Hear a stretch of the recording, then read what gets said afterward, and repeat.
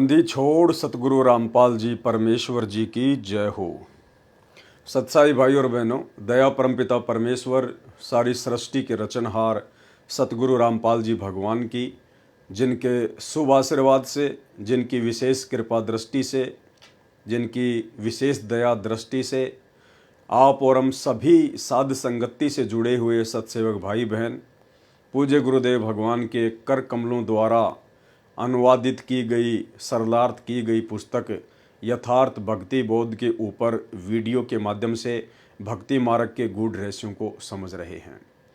भाइयों और बहनों, इस कलयुग की पिछली पीढ़ी में गुरुदेव भगवान के द्वारा हम चंद आत्माओं को अपनी लाखों की संगत में से जो साध संगति बख्शी गई है, उसके लिए हम परमेश्वर सतगुरु रामपाल जी परमात्मा के सदा ऋणी रहेंगे। और इस महा उपकार के लिए पूज्य गुरुदेव भगवान का हम जितनी बार भी दंडोत प्रणाम करें उतना ही कम है। तो संध्या आरती का आज लास्ट वीडियो होगा और उसे शुरू करने से पहले पूज्य गुरुदेव भगवान से आशीर्वाद प्राप्त करेंगे, गुरुदेव भगवान का जयकारा लगाएंगे। बंदी छोड़ सतगुरु रामपाल जी परमेश्वर जी की जय हो। परमपिता परमात्मा सारी सृष्टि के रचनहार, कुल मालिक, असंख्य ब्रह्मांडों के स्वामी, जगत गुरु, तीनों लोकों में प्रवेश करके सबका भरण पोषण करने वाले राजाधिराज, आत्माधार, नाथों के नाथ, देवों के देव, महादेव, सर्वेश्वर, महेश्वर, मृत्युंजय, अजरो अमर, आदि अनादि सनातनी प्रभु, जगत पिता जगदीश्वर, श्री श्री 1008 की उपाधि के वास्तविक अधिकारी, अकाल मूर्त सौद स्वरूपी राम वासुदेव, सर्वगतम ब्रह्म, परम पूज्य, प्रथम पूज्य, परम संत, परम पुरुष, परम धनी, परम दयालु, सत्य कबीर, हक्का कबीर, अल्लाहु कबीर, अल्लाहु अकबर, बाखबर, अल्लाह ताला, जगत के तारणहार, जगत के मुक्तिदाता, जगत के जगन्नाथ, हारे के सहारे, हिंदुओं के राम, मुसलमानों के अल्लाह, सिखों के वाहिगुरु, ईसाइयों के मसीह, दया के सागर दया निधि, करुणा के सागर करुणा निधि, स्वयंभू परिभू, संकट मोचन, कष्ट हरण, मंगल करण, दुख भंजन,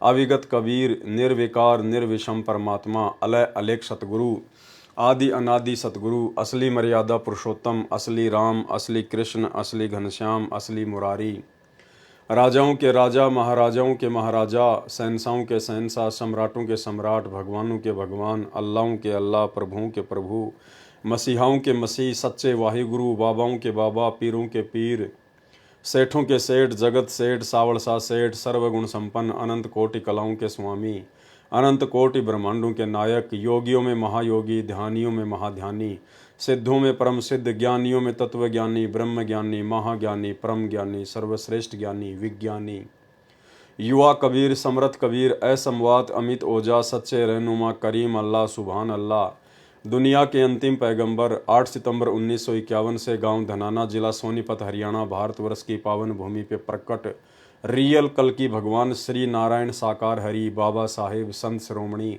सतगुरु रामपाल जी परमेश्वर जी के चरण कमल में साध संगति से जुड़े हुए देश विदेश से हम सभी सत्सेवक भाई बहनों का अनंत कोटि दंडोत प्रणाम। तो भाई और बहनों, गुरुदेव भगवान के आशीर्वाद से संध्या आरती का ये लास्ट वीडियो है और अब ये जो वाणियाँ हैं हम यहाँ से शुरू करेंगे। वाणी: कबीर गुरुजी तुम ना बिसरियो, लाख लोग मिल जाहीं, हमसे तुमको बहुत हैं पर तुमसे हमको नाही। यानी एक सच्चे भगत ने किस तरह से अपने गुरुदेव भगवान से विनती करनी चाहिए, उनसे आधीन होकर दासातन अपने अंदर धारण करके अपने पूज्य गुरुदेव भगवान को ही परमात्मा मानकर उनसे प्रार्थना स्तुति करनी चाहिए, ताकि परमेश्वर हमसे प्रसन्न हो और हमें वो इच्छित वस्तु तुरंत प्रदान करें जिसके लिए हम आत्माओं को भटकते भटकते असंख्य युग हो चुके हैं, यानी मोक्ष।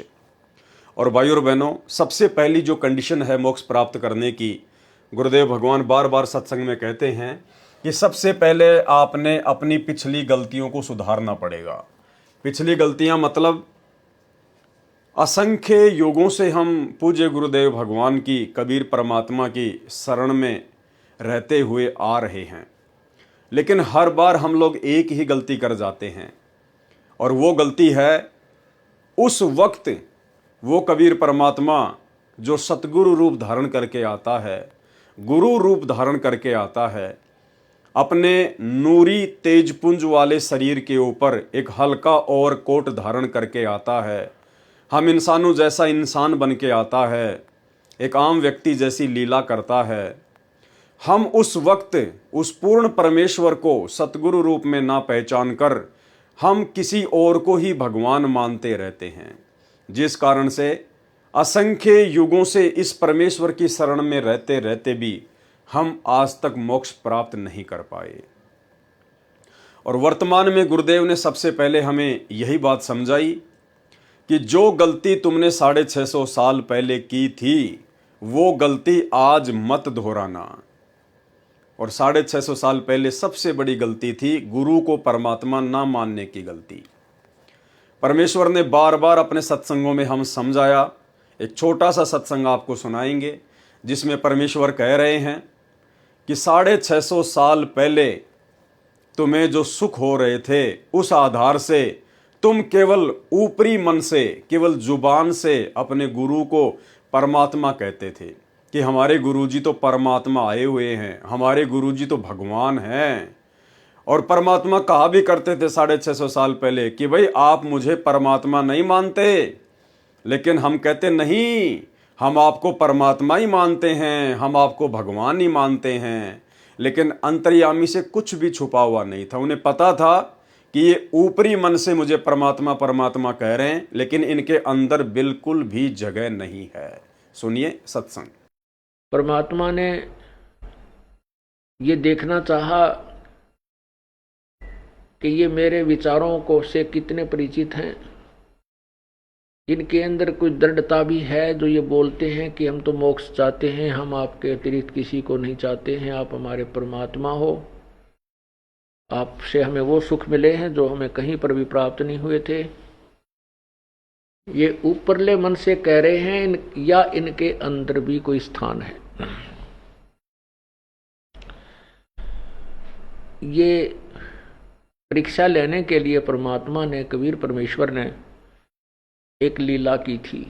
और यही कारण था भाइयों और बहनों हमारे नीचे गिरने का।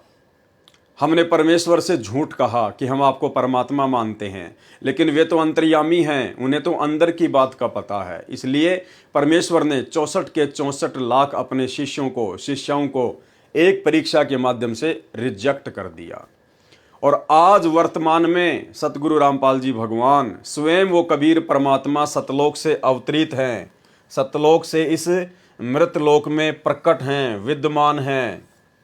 और यदि आज भी हमने वही गलती कर दी जो गलती हम 650 साल पहले करके आ चुके हैं, जो गलती हम युगों युगों से करते आ रहे हैं, तो क्या फायदा फिर इस कलयुग की बिचली पीढ़ी में 21वीं सदी में पैदा होने का, ये मनुष्य शरीर प्राप्त करने का, ये शिक्षा प्राप्त करने का, गुरुदेव भगवान के इतने प्रयत्न का, उनके द्वारा इतना संघर्ष जो ये सबूत और प्रमाण दिखाने के लिए किया गया है, आप और हम आत्माओं को जगाने के लिए किया गया है, फिर क्या फायदा उस चीज का। तो आज हम वो गलती नहीं करेंगे, कम से कम सत्सेवक भाई बहन तो वो गलती बिल्कुल भी नहीं करेंगे, क्योंकि आज परमात्मा ने ऐसा कोई भी सबूत, ऐसा कोई भी प्रमाण शेष नहीं छोड़ा है जो ये साबित करता हो कि संत रामपाल जी परमात्मा नहीं हैं या संत रामपाल जी खुद ही कबीर जी नहीं हैं। हर प्रकार के सबूत, एविडेंस परमात्मा ने हर धर्म पुस्तकों से निकाल कर दे दिया है। और उससे ऊपर परमेश्वर के जो गुण होते हैं, कबीर परमात्मा के जो गुण होते हैं, कोडी को काया देना, निर्धन को माया देना, अंधे को आंख देना, बांझ को पुत्र देना, निर्धन को संपत्ति देना, आज सब कुछ परमेश्वर छप्पर फाड़ के दे रहे हैं, छप्पर फाड़ के। और उसके बावजूद भी यदि हम अपने गुरुदेव भगवान को कबीर परमेश्वर के रूप में नहीं देखेंगे तो धिक्कार है फिर आप और हमारे इस मानव जन्म को। तो कम से कम साध संगति से जुड़े हुए सत्सेवक भाई बहनों ने साध संगति के माध्यम से अपनी आत्मा को इतना मजबूत कर लिया है, इतना दृढ़ कर लिया है कि आज हम अपने गुरुदेव भगवान को इतना विश्वास दिलाने के काबिल हो चुके हैं, उन्हीं के आशीर्वाद से इतने लायक हो चुके हैं कि आज हम अपने गुरुदेव भगवान को नाराज नहीं करेंगे।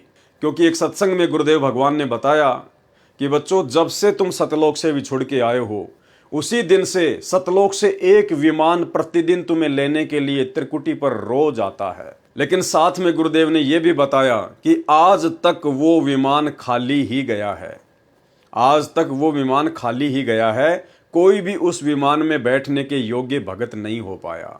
तो भाई और बहनों, अब ये मोक्ष का प्राइम टाइम है, बिचली पीढ़ी है, परमात्मा ने कोई कसर बाकी नहीं छोड़ी है। अब यदि कोई कमी रहेगी, कोई कसर रहेगी, तो आप और हम भगत आत्माओं की अपनी खुद की अज्ञानता की रहेगी। इसलिए आज हम कम से कम गुरुदेव भगवान को नाराज ना करें, आज हम उस विमान को वापस खाली सतलोक ना जाने दें। तो कम से कम साध संगति से जुड़े हुए भाई बहन तो इस कदर परमेश्वर जी के आशीर्वाद से लायक हो चुके हैं। और इसका सबसे बड़ा प्रमाण यही है कि हमने इस दाढ़ी मूंछ वाली कबीर जी की समझे जाने वाली काल्पनिक फोटो को परमात्मा मानने से इनकार कर दिया है। हजारों लाखों सत्सेवक भाई बहन हैं देश विदेश में, किसी के भी घर में आपको ये दाढ़ी मूंछ वाली कबीर जी की कही जाने वाली नकली फोटो नहीं मिलेगी। ना हम इसे अपने दरबार में रखते, ना हम इसे अपने घर पर रखते, ना हम इस फोटो वाला लॉकेट पहनते, ना हम इस नकली कबीर का जून के महीने में कबीर प्रकट दिवस मनाते, ना हमारी इसमें किसी प्रकार की कोई श्रद्धा और कोई आस्था है। हम सत्सेवकों की पूरी श्रद्धा, पूरी आस्था, पूरा समर्पण, पूरी लगन केवल ओरिजिनल कबीर सतगुरु रामपाल जी परमेश्वर जी के चरणों में है। तो आज हम कम से कम अपने गुरुदेव भगवान को यकीन दिला सकते हैं कि आज हम उनके साथ सतलोक जाने के काबिल हो रहे हैं। और यदि थोड़ी बहुत कोई कमी होगी तो उसको भी सतगुरु रामपाल जी परमेश्वर अपने आशीर्वाद से, अपनी भक्ति से, अपनी दया दृष्टि से हम सत्सेवकों की उन कमियों को भी पूरा करेंगे, हमें इतना विश्वास है। तो हमने अपने गुरुदेव भगवान को प्रसन्न करना है, और प्रसन्न करने का सबसे पहला तरीका गुरु को ही परमात्मा मानना, गुरु को ही भगवान मानना। और गुरु को भगवान माने बिना आप और हमारी बात बनेगी भी नहीं। एक सत्संग में गुरुदेव ने बिल्कुल स्पष्ट कह रखा है कि यदि आपने सतलोक जाना है, भक्ति सफल करनी है, तो आपने गुरु जी को परमात्मा मानना पड़ेगा। और गुरु को परमात्मा मान के ही फिर आपने अपनी आध्यात्मिक क्रियाओं को करना पड़ेगा। आध्यात्मिक क्रिया मतलब पांचों यज्ञ, सत्संग सुनना, मंत्र जाप करना, तीनों समय की आरती। यदि आप अपने गुरु को कबीर भगवान नहीं मानते हैं और अपने गुरु जी के साथ साथ आप इस दाढ़ी मूंछ वाली कबीर जी की फोटो को भी परमात्मा मान के पूजते हैं, दंडवत करते हैं, तो आप चाहे कितनी भी भक्ति क्यों ना कर लीजिए, परमात्मा कहते हैं आपकी भक्ति अभी शुरू भी नहीं हुई है। शुरू भी। सुनिए वीडियो। गुरु मानुष कर जानते ते नर कहिए अंध। अब आपको उदाहरण भी बताया था कि गुरु जी को भगवान मानकर ही हमने अपनी आध्यात्मिक क्रियाओं को करना पड़ेगा। क्योंकि आप जब गुरु जी के पास जाओगे तो आपके मन में ये होगा, यदि इनके स्थान पर भगवान होते आज तो आप कैसा व्यवहार करते। निष्कपट गदगद आत्मा और चेहरे की तरह इन्हें देखते रहते। तो ऐसे आप में विनम्रता आवेगी, आपका अंतःकरण नरम होगा, आपका दोष दूर होने लग जाएगा। यदि आप इस दास को अपने जैसा ही एक व्यक्ति समझोगे, भाई थोड़ी बहुत दो बात सीख रहा है, गुरुजी है नाम देता ले लेता हूँ, इससे लाभ नहीं होगा। लाभ होगा तभी जब आपके हृदय में असीम श्रद्धा होगी इस दास के प्रति। एज ए गॉड आपने मानना पड़ेगा इस इक्वेशन को, इस प्रश्न को हल करने के लिए, जन्म और मृत्यु के इस प्रश्न से पीछा छुटवाने के लिए, हल को सोल्व करने के लिए, प्रॉब्लम को आपने मानना पड़ेगा। ये रूल है ईश्वर का। तो आप अपने हृदय से मानोगे, औपचारिकता नहीं, हृदय से करना पड़ेगा। तो भाई और बहनों, इतने सारे प्रमाण, इतने सारे सबूत देखने के बाद अब हम वो गलतियां करने से बचें जिन गलतियों के कारण असंख्य जन्मों से हम इसी काल के 21 ब्रह्मांड में चक्कर काट रहे हैं। तो संध्या आरती के लास्ट में हमें आदरणीय गरीबदास जी महाराज जी ने समझाया है कि किस प्रकार से एक भगत ने अपने गुरुदेव भगवान को प्रसन्न करने के लिए कितने आधीन भाव से, कितने दासातन भाव से उनसे विनती करनी चाहिए, उनसे प्रार्थना करनी चाहिए। कबीर गुरुजी तुम ना बिसरियो, बिसरियो यानी भूलना, कि हे गुरुदेव भगवान, हे परमपिता परमात्मा, सारी सृष्टि के रचनहार, आप हम तुच्छ 2 कोटि के जीवों को परमेश्वर भूल मत जाना। हे गुरुदेव, आप अपने चरणों में रखना, आप अपनी नज़रों में रखना परमात्मा। हम तो रास्ते के रोड़े हैं परमेश्वर, हम तो मिट्टी के धूल के कण के बराबर भी नहीं है परमात्मा, लेकिन आप समर्थ हैं, आप जानी जान हैं, सब कुछ जानने वाले हैं, अंतर्यामी हैं। इसलिए हे परमात्मा, हे गुरुदेव भगवान, आप अपने दास को बिल्कुल भी ना भूलियो परमात्मा, चाहे लाख लोग मिल जाएं। हे गुरुदेव, आप तो समर्थ हैं, परमात्मा हैं। आने वाले समय में पूरे विश्व में, पूरी दुनिया में आपके नाम का, आपकी भक्ति का डंका बजेगा। केवल एक झंडा होगा, एक भाषा होगी, एक ही ज्ञान होगा, और एकमात्र आप ही परमात्मा होंगे, आप ही सतगुरु होंगे। तो आपकी शरण में तो परमेश्वर लाखों अरबों खरबों जीव आएंगे। ये परमेश्वर, हमसे बढ़कर एक से एक भगत आपकी शरण में आएंगे, एक से एक आत्मा आपकी शरण में आएंगी। हम तो उन आत्माओं के भी पैरों की धूल के बराबर नहीं है गुरुदेव भगवान। ऐसी स्थिति में गुरुदेव, आप अपने इस तुच्छ छोटे से नाचीज भगत को ना भूल जाना परमात्मा। हमसे तुमको बहुत हैं। हे परमेश्वर, हमारे जैसे 2 कोटि के जीव तो आपके लिए बहुत हैं, असंख्य हैं परमात्मा। हमारे जैसे तो ना जाने कितने भगत हैं आपके परमात्मा, लेकिन गुरुदेव भगवान, आप जैसे सतगुरु हमको बिल्कुल भी नहीं मिलेगा। तुमसे हमको नहीं, आप जैसे सतगुरु हमें नहीं मिलेंगे। हमारे जैसे भगत तो आपको लाखों मिल जाएंगे, करोड़ों मिल जाएंगे परमात्मा, लेकिन आप जैसे सतगुरु फिर हमें और दूजा कोई नहीं मिलेगा। इसलिए गुरुदेव भगवान, हमें अपने चरणों में बनाए रखना। कबीर गुरुजी, तुम ना भूलियो, चाहे लाख लोग मिल जाहीं। हमसे तुमको बहुत हैं, पर तुमसे हमको नाही। कबीर, तुमरे बिसारे क्या बने। बिसारना यानी भूल जाना, भुला देना। मैं किसकी शरण में जाऊं, शिव विरंची मुनि नारदा, तिनके हृदय न समाऊं। हे गुरुदेव भगवान, हे सतगुरु रामपाल जी परमेश्वर, तुमरे बिसारे क्या बने, मैं किसकी शरण में जाऊं। हे गुरुदेव भगवान, यदि आपने हमें भुला दिया, यदि आपने हमें अनदेखा कर दिया, तो परमेश्वर मैं किसकी शरण में जाऊंगा, और कौन है आपके अलावा जिसकी शरण ग्रहण करनी चाहिए। आप सबसे सर्वशक्तिमान हैं, आप सर्वज्ञ हैं परमेश्वर, सर्व सृष्टि के रचनहार हैं। आपके अलावा परमात्मा इस सृष्टि में अन्य कोई देव नहीं है जिसकी शरण ग्रहण करनी चाहिए, जो हमें मुक्ति दिला दे, जो हमें मोक्ष दिला दे, जो हमें 84 लाख योनियों के कष्टों से दूर कर दे। तुमरे बिसारे क्या बने, जो मैं किसकी शरण में जाऊं। शिव विरंची मुनि नारदा, तिनके हृदय न समाऊं। शिव यानी शंकर भगवान, विरंची यानी श्री ब्रह्मा जी, मुनि नारदा यानी ब्रह्मा जी का पुत्र नारद।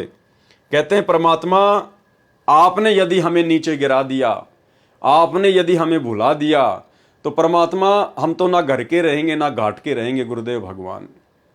क्योंकि आपकी भक्ति लेने के बाद हमने अन्य सभी देवी देवताओं की पूजा पाठ करना छोड़ दिया है। हमने उनको अपने इष्ट रूप में मानना छोड़ दिया है। जो पहले हम अज्ञानता के चलते उनको अपना भगवान मानते थे, अपना इष्ट मानते थे। हे परमेश्वर, जब से हमने आपको अपना इष्ट बनाया है, आप सतगुरु को ही हमने अपना इष्ट बनाया है, अपना परमात्मा बनाया है, अपना भगवान माना है, तब से ये अन्य नकली भगवान, 21 ब्रह्मांड की सभी शक्तियां, 33 करोड़ देवी देवता, ब्रह्मा विष्णु महेश, काल दुर्गा, ये भी हमसे नाराज हैं, हमसे खफा हैं, और ये मौका देख रहे हैं कि कब ये भगत अपने सतगुरु के चरणों से दूर हटे, कब ये भगत मर्यादा तोड़े, और मैं इसको अपने जाल में, अपने षड्यंत्र में पहले से कहीं ज्यादा जबरदस्त तरीके से फंसा लूं। तो हे परमेश्वर, हे सतगुरुदेव भगवान, आपके अलावा तो यहाँ सब हमारे शत्रु ही शत्रु हैं परमात्मा। यदि आपने भुला दिया हमें, तो परमात्मा किसी और की शरण में जाने के लायक नहीं हैं। ये शिव विरंची मुनि नारदा, ये सब हमारे से खफा हैं, हमारे से नाराज हैं। तिनके हृदय ने समाऊं। परमात्मा, अब हम इनको अच्छे नहीं लगते, अब हम इनके हृदय में समाने के लायक बिल्कुल भी नहीं है। इसलिए परमेश्वर, आपके अलावा हम जीवों का सृष्टि में, इस ब्रह्मांड में और कहीं कोई ठोर ठिकाना नहीं है। इसलिए है गुरुदेव भगवान, हम तुच्छ, नीच, जड़ बुद्धि, मंद बुद्धि, महाअज्ञानी 2 कोटि के जीवों को अपनी शरण में रखना परमात्मा, आपसे इतनी अरदास है। कबीर अवगुण किए तो बहुत किए, करत न मानी हार, और भावे बंदा बख्श दियो, भावे गर्दन तार। हे गुरुदेव भगवान, हे कबीर परमात्मा सतगुरु रामपाल जी परमेश्वर, आप जी की शरण में आने से पहले परमात्मा अवगुण किए तो बहुत किए। मालिक, हमने बहुत अवगुण किए, बहुत कुकर्म किए परमात्मा। शुभ कर्म हमने एक भी नहीं किया, क्योंकि ना ज्ञान था, ना भक्ति थी, ना परमात्मा था। काल की आगोश में थे, काल सिर पर बैठा था परमात्मा। इसने जो भी कर्म करवाए स्वार्थ के लिए उल्टे ही कर्म करवाए। तो अवगुण किया तो बहुत किया, करत न मानी हार, कभी थके नहीं परमात्मा। और भावे बंदा बख्श दियो, भावे गर्दन तार। हे गुरुदेव भगवान, अब हम आपकी शरण में आ गए हैं परमात्मा, आप समर्थ की शरण में आ गए हैं। हे परमेश्वर, अब हम आपके ऊपर छोड़ते हैं परमात्मा, फैसला आपके ऊपर छोड़ते हैं गुरुदेव भगवान। आप चाहो तो अपने दास के उन कुकर्मों को, उन घटिया कर्मों को माफ कर देना, भावे बंदा बख्श दियो। चाहे तो इस बंदे को, इस भगत को माफ कर देना, इसको बख्श देना, भावे गर्दन तार। या चाहे परमेश्वर आप इस दास को मौत के घाट उतार देना, चाहे दास की गर्दन उड़ा देना परमात्मा। हमने अपने आप को आपके चरणों में समर्पित कर दिया है गुरुदेव। अब जो भी करना होगा आप करेंगे परमात्मा, आपसे कोई सवाल नहीं होगा किसी भी प्रकार का। कबीर अवगुण मेरे बाप जी, बख्शो गरीब निवाज। हे परमेश्वर, मेरे उन अनंत अवगुणों को जो मैंने युगों युगों से किए हैं परमात्मा, बिना भक्ति के, बिना जानकारी के, अवगुण मेरे बाप जी, बख्शो गरीब निवाज। गरीब निवाज यानी दीन दयाल परमात्मा, दुखियों का भगवान। हे परमेश्वर, हे सतगुरु रामपाल जी भगवान, मेरे उन अवगुणों को माफ करना परमात्मा, जो मैंने अनजाने में किए हैं। जो मैं पूत कपूत हूं, बहुर पिता को लाज। हे परमेश्वर, कहते हैं यदि बेटा, यदि कुपूत भी हो जाए, कुपात्र भी हो जाए, तो भी पिता को ही लाज होती है, पिता को फिर भी जो है शर्म होती है, पिता फिर भी माफ कर देता है। हे गुरुदेव भगवान, आप तो परम पिता हैं, आप तो आत्मा के पिता हैं। जब ये सांसारिक पिता जो खुद अवगुणी होता है, वो भी अपने पुत्र के अवगुणों को माफ कर देता है, बार बार विनती करने से, विनय करने से, तो आप तो आत्मा के पिता हैं। आप जी तो पूरी सृष्टि के पिता हैं, सबके उत्पत्ति करता हैं। आपसे बढ़कर कौन है परमेश्वर। हे गुरुदेव, हमारे उन अवगुणों को, मुझ नीच को कपूत समझकर माफ कर दीजिए परमेश्वर। कबीर मैं अपराधी जन्म का, नक्सिक भरे विकार, और तुम दाता दुख भंजना, मेरी करो संहार। हे गुरुदेव भगवान, हे सतगुरु रामपाल जी परमेश्वर, मैं तो जन्म जन्मांतरों से आपका अपराधी हूं परमात्मा, क्योंकि शास्त्र विरुद्ध साधना करते रहने से मैंने हमेशा पाप ही किए हैं परमेश्वर, मैंने कोई अच्छा काम किया ही नहीं कभी। कबीर मैं अपराधी जन्म का, जन्म जन्म से अपराधी हूं परमात्मा। जब से मैं सतलोक से आया हूं इस काल के साथ, उसी समय से आपका अपराधी हूं परमात्मा। मैंने उल्टे ही काम किए हैं। नख सिक भरे विकार, नख यानी नाखून से लेकर, सिख यानी चोटी से लेकर, नाखून से लेकर चोटी तक परमेश्वर, यानी मैंने सारे अवगुण ही अवगुण किए हैं परमात्मा। मैं तो विकारों से भरा पड़ा हूं परमेश्वर। नख सिक भरे विकार, नाखून से लेकर शिखा तक, चोटी तक विकारों से भरा हुआ हूं। और तुम दाता दुख भंजना। हे परमेश्वर, आप तो दुखों का भंजन करने वाले हैं, आप तो क्षमा की मूर्ति हैं, मेरी करो संभार। परमात्मा, मुझ दास पर रहम करना गुरुदेव, मेरी संभाल रखना परमात्मा, मुझ दास को अपनी नजरों में रखना। कबीर अब के जो सतगुरु मिले, सब दुख आंखों रोई, और चरणों ऊपर शीस धरूं, कहूं जो कहनी हुई। तो हमें तो सतगुरु मिल गए हैं, और अब मौका है हमारे पास में उन तमाम गलतियों की समायाचना करने का। जो भी कुछ अपने मन की बात हैं, जो हम युगों युगों से नहीं कह पा रहे थे, आज हम वो बातें अपने गुरुदेव से हम करेंगे, हम करते हैं। हम अपने गुरुदेव की चरण सेवा में बैठते हैं, अपने मन की बात करते हैं परमात्मा से। यानी जो भी हमने कुछ कहना है, अब हम अपने गुरुदेव भगवान से कहेंगे, अपने परमात्मा से कहेंगे, अपनी आत्मा के पति से कहेंगे अपने मन की बात। कबीर जैब के सतगुरु मिले, सब दुख आंखों रोई, और चरणों ऊपर शीस धरूं, कहूं जो कहनी होई। कबीर साईं मिलेंगे, पूछेंगे कुशलात, और आदि अंत की सब कहूं अपने दिल की बात। यानी सेम ही भावार्थ है उस लाइन का, कि अब की बार जब मुझे गुरुदेव भगवान मिलेंगे, मेरा उनसे साक्षात्कार होगा, मेरी उनसे भेंट होगी, तो मैं अपने दिल की सारी बातें दिल खोलकर अपने गुरुदेव भगवान के सामने रखूंगा। क्योंकि और कोई है नहीं यहाँ पे आत्मा की सुनने वाला, आत्मा की पुकार सुनने वाला केवल एक परमात्मा है, कबीर देव। और आज वो कबीर परमात्मा सतगुरु रामपाल जी के रूप में धरती पर प्रकट हैं। तो अब हम अपने दिल की बात, अपनी आत्मा की बात, अपने मन की बात दिल खोलकर अपने गुरुदेव भगवान से करेंगे। कबीर अंतर्यामी एक तुम आत्म के आधार, और जो तुम छोड़ो हाथ तो मुझे कौन उतारे पार। हे गुरुदेव भगवान, हे कबीर परमेश्वर सतगुरु रामपाल जी, आप ही अंतर्यामी हैं परमात्मा, और कोई अंतर्यामी नहीं है, क्योंकि अंतर्यामी सृष्टि में केवल एक ही होता है, अन्य नहीं होता है। अंतर्यामी एक तुम आत्म के आधार, यहाँ पे भाई और बहनों तू शब्द है, अंतर्यामी एक तू। यानी अब हमें पता चल गया है कि हमारे पूज्य गुरुदेव भगवान एकमात्र सम्मान और आदर के हकदार हैं। इसलिए अपने गुरुदेव भगवान के लिए हम तू शब्द यूज नहीं कर सकते, हम यहाँ पर तुम कहेंगे। तुम कबीर अंतर्यामी एक तुम आत्म के आधार, यानी आप आत्मा के आधार हो परमात्मा, आप अंतर्यामी हो। ये आत्मा केवल आपके ऊपर आधारित है, इस आत्मा का कल्याण आप ही करवा सकते हो परमेश्वर। जो तुम छोड़ो हाथ तो मुझे कौन उतारे पार। हे गुरुदेव, यदि ऐसे में आपने भी हमारा साथ छोड़ दिया, हम तो हैं ही अवगुणी परमात्मा, हम तो हैं ही विकारी, इसलिए परमेश्वर आप दया करना। यदि आपने भी हमारा हाथ छोड़ दिया तो इस भवसागर में परमात्मा हमारा हाथ पकड़ने वाला और दूसरा कोई नहीं है, हमारे को यहाँ से पार उतारने वाला, 21 ब्रह्मांड से हमारे नैया को पार उतारने वाला, सतलोक भेजने वाला और कोई नहीं है। इसलिए परमेश्वर अपने दास पर, अपनी दासियों पर सदैव अपना प्यार भरा आशीर्वाद बनाए रखना। तो इस प्रकार से हमने अपने गुरुदेव भगवान से इन वाणियों के माध्यम से और बहुत ही आधीन भाव से हमने विनती करनी है। कबीर जी के दोहे का सरलार्थ परमेश्वर कबीर जी ने चित्रार्थ किया है कि भगत की कैसी श्रद्धा होनी चाहिए। भगत की अपने गुरु जी के प्रति ऐसी श्रद्धा होनी चाहिए। कैसी? शिष्य कहे कि हे गुरुदेव, आप जी हमारे को ना भुलाना, चाहे आपके लाख अनुयायी हो जाएं, क्योंकि हमारे जैसे शिष्य तो आपके बहुत हैं, परंतु हमारे को आप जैसा ज्ञान संपन्न गुरु पृथ्वी पर नहीं है। गुरु जी तुम ना बिसरियो, चाहे लाख लोग मिल जाहीं, और हमसे तुमको बहुत हैं, पर तुमसे हमको नहीं। कबीर तुमरे बिसारे क्या बने, मैं किसकी शरण में जाऊं, और शिव विरंची मुनि नारदा, इनके हृदय ना समाऊं। यदि आप मुझे बिसर गए, भूल गए, तो मेरा क्या होगा, मैं किसकी शरण में जाऊंगा। यदि आप मुझे भूल गए तो मेरा क्या होगा, मैं किसकी शरण में जाऊं।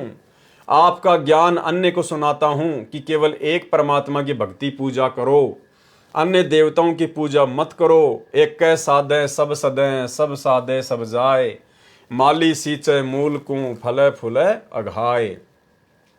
जिस कारण से सब देवता, शिव विरंच यानी ब्रह्मा जी आदि तीनों देवताओं तथा नारद मुनि जी भी मुझसे खफा हैं, नाराज हैं, अप्रसन्न हैं।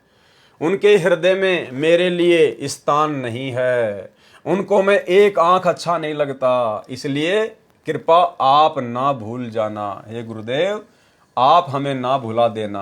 आप अपने दास को, अपनी दासियों को हमेशा अपनी नज़रों में रखना, अपना आशीर्वाद बना के रखना। अवगुण किए तो बहुत किए, करत न मानी हार, और भावे बंदा बख्श दियो, भावे गर्दन तार।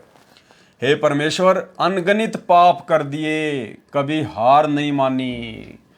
कभी हम कसाई बने, कभी हम राजा बने। राजा तो कसाई से भी ज़्यादा पाप कमाता है।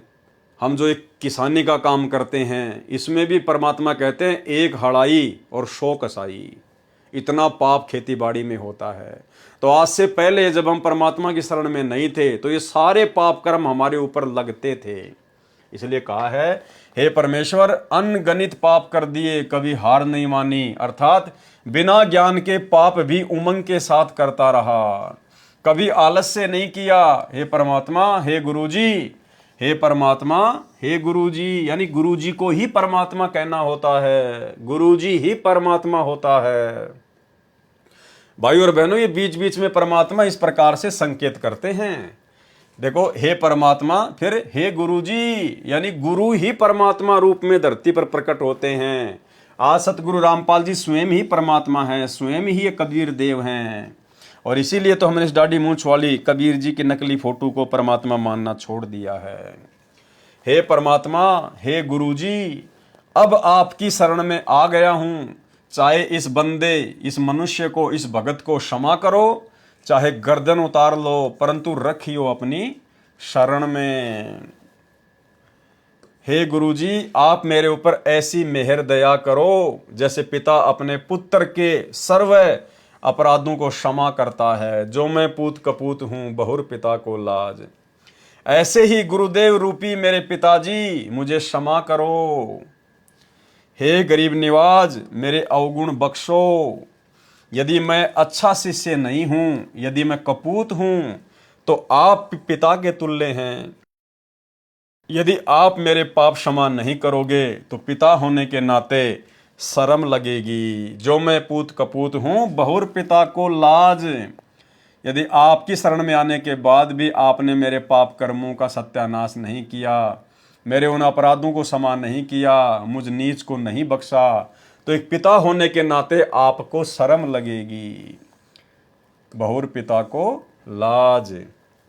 तो ऐसे प्रार्थना करने से फिर गुरुदेव भगवान हम आत्माओं के ऊपर दया बख्शते हैं।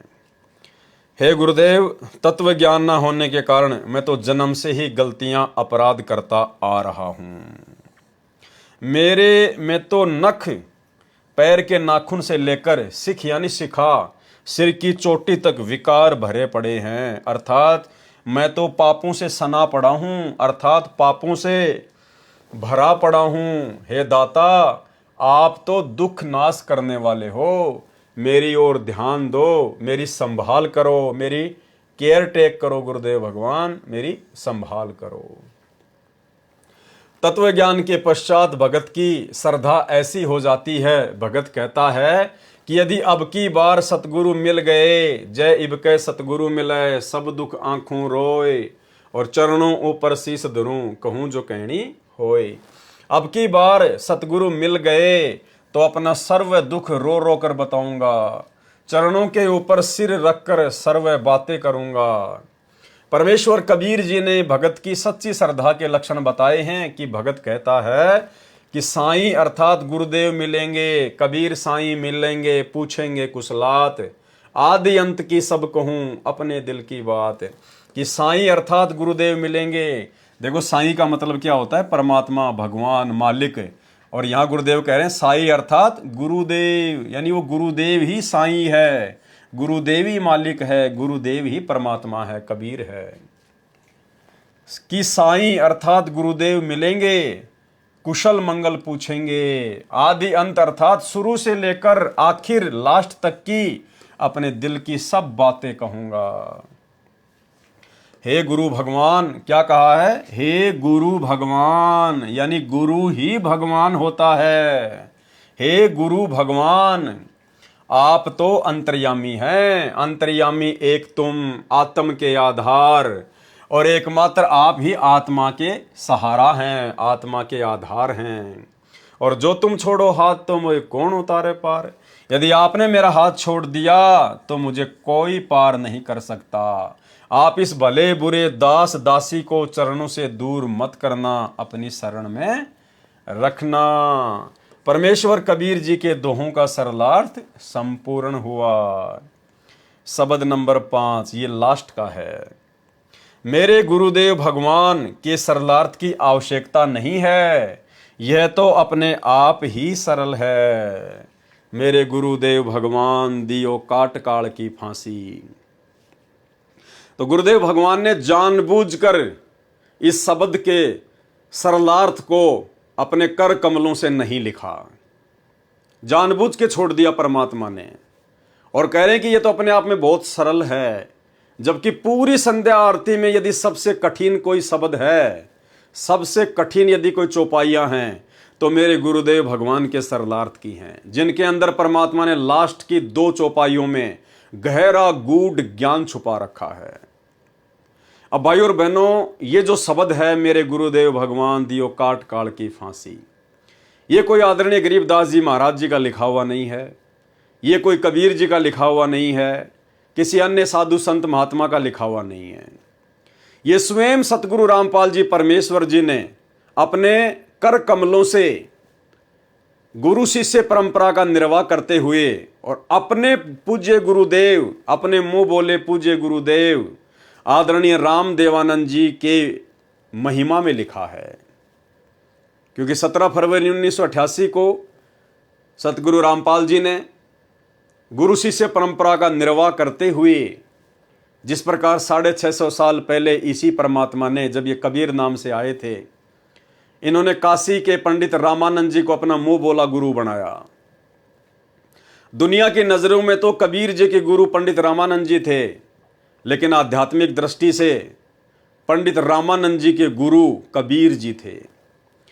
तो आज वही परमात्मा धरती पर प्रकट है, वही कबीर धरती पर प्रकट है, सतगुरु रामपाल जी परमेश्वर जी के रूप में। तो लीला भी परमात्मा वही करेंगे, जाहिर सी बात है। अब आप और हमें तो बताएंगे नहीं, ना उन्होंने किसी को 650 साल पहले बताया। तो आज भी परमेश्वर सेम वही भूमिका, वही लीला कर रहे हैं। और 17 फरवरी 1988 के दिन आदरणीय राम देवानंद जी को अपना मुंह बोला गुरु बनाया। और ये बात दास आपको पूज्य गुरुदेव के कर कमलों से लिखी हुई एक अन्य पुस्तक जब जब भूल पड़े, जिसके ऊपर हमने 10 वीडियो बनाए थे, उनमें दास ने आपको स्पष्ट रूप से गुरुदेव भगवान के कर कमलों से लिखा हुआ दिखा भी दिया, जिसमें खुद आदरणीय राम देवानंद जी, जिनको हम अपना दादा गुरु जी कहते हैं, उन्होंने खुद संत रामपाल जी के सामने विनती करते हुए कहा था कि मैंने तो परमात्मा पा लिया और आपका पाना बड़ा मुश्किल हो गया, बड़ा दुर्लभ हो गया। खुद संत रामपाल जी से दादा गुरु जी विनती कर रहे हैं। और भी बहुत सारी जगह गुरुदेव भगवान ने संकेत छुपाए हुए हैं, जो हमने उस पुस्तक के अनुवाद के समय देखे, समझे और पढ़े। तो भाई और बहनों, ये जो शब्द है महिमा का, मेरे गुरुदेव भगवान दियो काट काल की फांसी, ये सतगुरु रामपाल जी परमेश्वर जी ने अपने मुंह बोले गुरु आदरणीय राम देवानंद जी की महिमा में लिखा है, गुरु शिष्य परंपरा का निर्वाह करते हुए। आप और हमें ये सिखाने के लिए, ये समझाने के लिए कि एक सच्चे भगत का अपने गुरुजी के प्रति कितना प्रेम होना चाहिए, गुरुजी के प्रति कितनी श्रद्धा होनी चाहिए, कितनी अगाध और अटूट श्रद्धा होनी चाहिए। तो गुरुदेव ने जानबूझकर आप और हमारी परीक्षा के लिए, आप और हम भक्तों की कॉमन सेंस को चेक करने के लिए जानबूझकर सतगुरु रामपाल जी परमेश्वर जी ने यहां पर यह लिखा है कि मेरे गुरुदेव भगवान के सरलार्थ की आवश्यकता नहीं है, यह तो अपने आप ही सरल है। भाई और बहनों, ये संध्या आरती हम करते हैं रोजाना। ये तीनों समय की आरतियां गुरुदेव ने भक्ति बोध पुस्तक में डालकर आप और हमें दी हुई है। किस लिए? अपने गुरुदेव भगवान की स्तुति के लिए, उनकी महिमा के लिए। और लास्ट में जब हम संध्या आरती करते हैं और लास्ट का जो ये शब्द है मेरे गुरुदेव भगवान, तो आप और हम रोज अपने गुरुदेव भगवान की स्तुति करते हैं, महिमा करते हैं। तो अपनी स्तुति को, अपनी महिमा को गुरुदेव भगवान कैसे लिखकर बताएंगे? क्या हमारे अंदर इतनी कॉमन सेंस भी नहीं है? क्या तत्वदर्शी संत की शरण में आने के बाद और 30 वर्षों से इतना ज्ञान लेने के बाद क्या आज भी गुरु को यह बताने की आवश्यकता पड़ेगी कि भाई तुम लोगों ने किस प्रकार से मेरी महिमा करनी है, तुम भक्तों ने किस प्रकार से अपने गुरु सतगुरु रामपाल जी को महत्व देना है? क्या आज भी गुरुजी बताएंगे हमें? तो फिर धिक्कार है आप और हमारे को, जो हमने गुरुदेव भगवान से इतना अनमोल तत्व ज्ञान प्राप्त किया और उसके बावजूद भी हम गुरु महिमा को नहीं समझ पा रहे, गुरु के महत्व को नहीं समझ पा रहे। तो इस शब्द का सरलार्थ ना करके गुरुदेव भगवान ने आप और हमारे ऊपर छोड़ दिया, आप और हमारी कॉमन सेंस के ऊपर छोड़ दिया कि भाई मैंने तो एक भगत का रोल करते हुए और एक भगत के गुरुजी के प्रति क्या भाव होने चाहिए, मैंने तो पूरी श्रद्धा के साथ में शब्द गाया है। अब तुम भक्तों की मेरे प्रति कितनी श्रद्धा है? तुम भक्तों ने अपने सतगुरु रामपाल जी को कितना समझा है, कितना जाना है, कितना पहचाना है?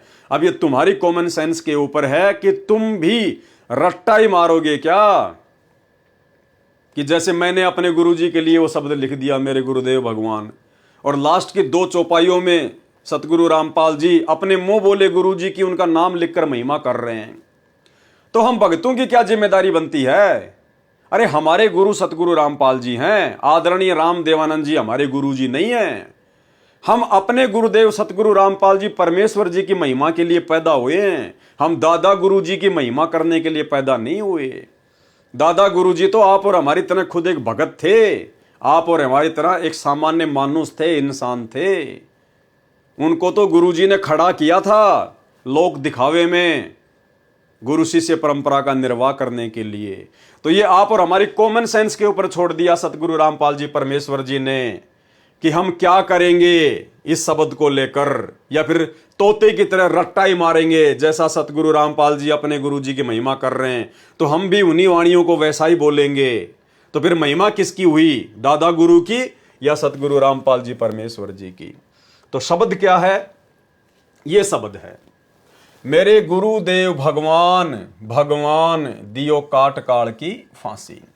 सबसे पहले तो भाई और बहनों, संध्या आरती के माध्यम से हम जितने भी सतगुरु रामपाल जी परमेश्वर जी के शिष्य और शिष्या हैं, उनकी महिमा में इस भजन को गाने का, इस शब्द को गाने का औचित्य तभी बनता है जब आप गुरुदेव शब्द के अर्थ को समझ जाएं कि गुरुदेव का मतलब क्या होता है, गुरुदेव का मीनिंग क्या होता है, परिभाषा क्या होती है गुरुदेव की।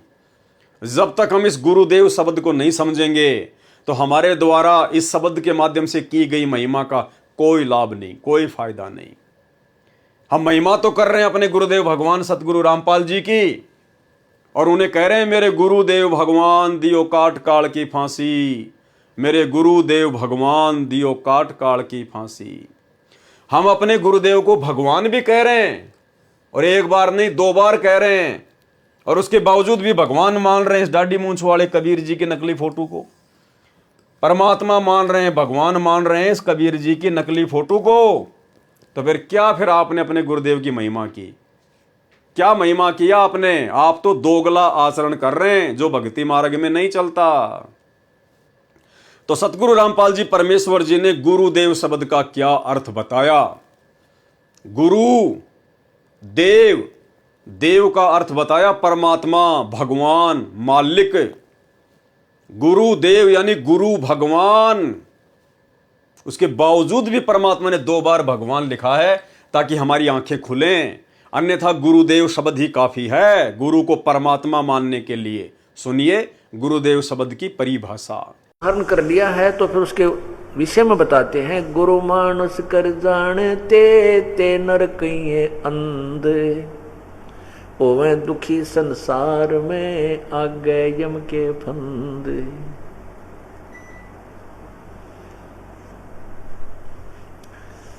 जो व्यक्ति गुरु को एक सिंपल मैन मानता है, साधारण व्यक्ति मानता है, मनुष्य मानता है, तो कहते हैं उनको ज्ञान वाली आँखियां नहीं हैं, वो अंधे हैं।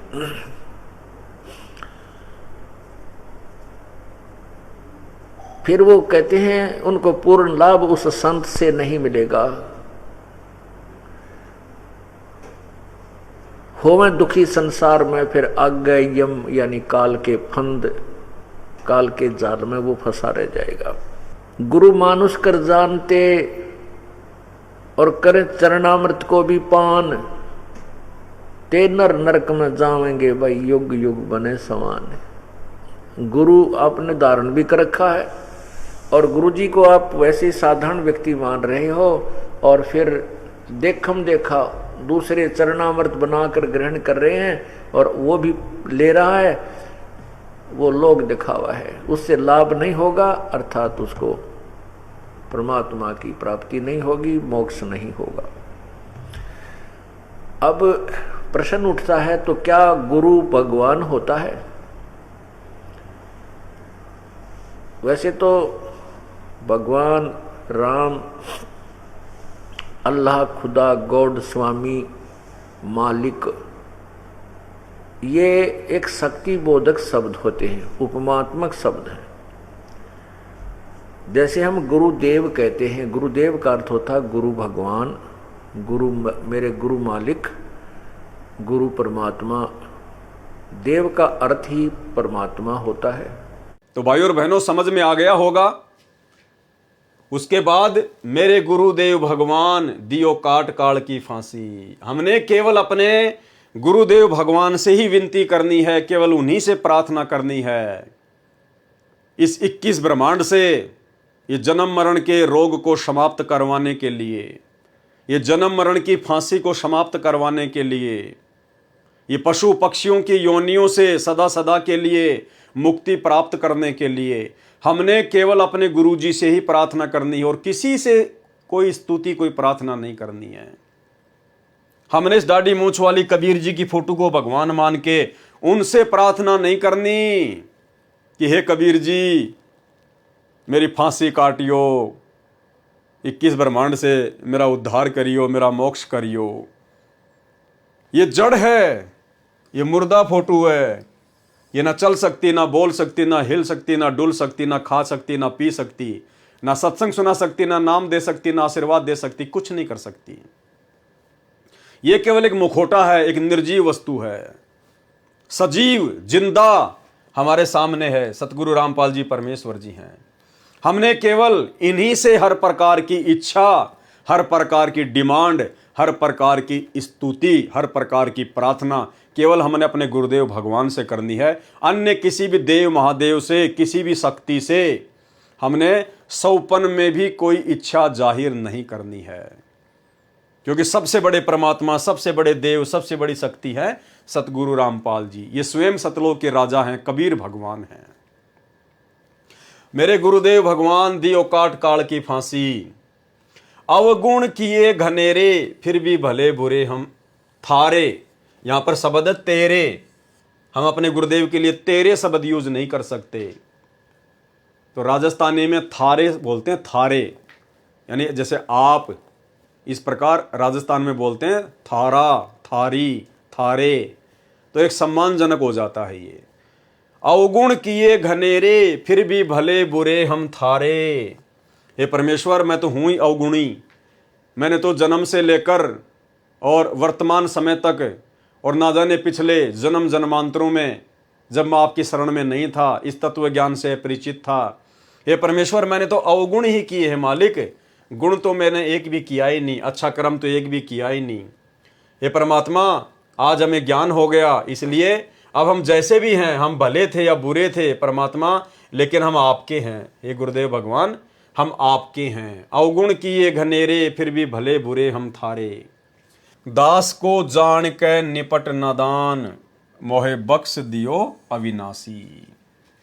अब ये अविनाशी शब्द आया भाई और बहनों। अविनाशी, अविनाशी किसको कहते हैं? जिसका नाश करने में कोई भी सक्षम ना हो। अविनाशी, जिसका किसी भी देश काल और परिस्थिति में विनाश ना हो, जिसको काल ना खा सके, उसको कहते हैं अविनाशी। और महिमा किसकी कर रहे हैं हम? अपने गुरुदेव भगवान की। तो हमने अविनाशी शब्द ये किसके लिए यूज किया? अपने गुरुदेव भगवान के लिए, सतगुरु रामपाल जी परमेश्वर जी के लिए। तो कौन है सतगुरु रामपाल जी परमेश्वर? अविनाशी।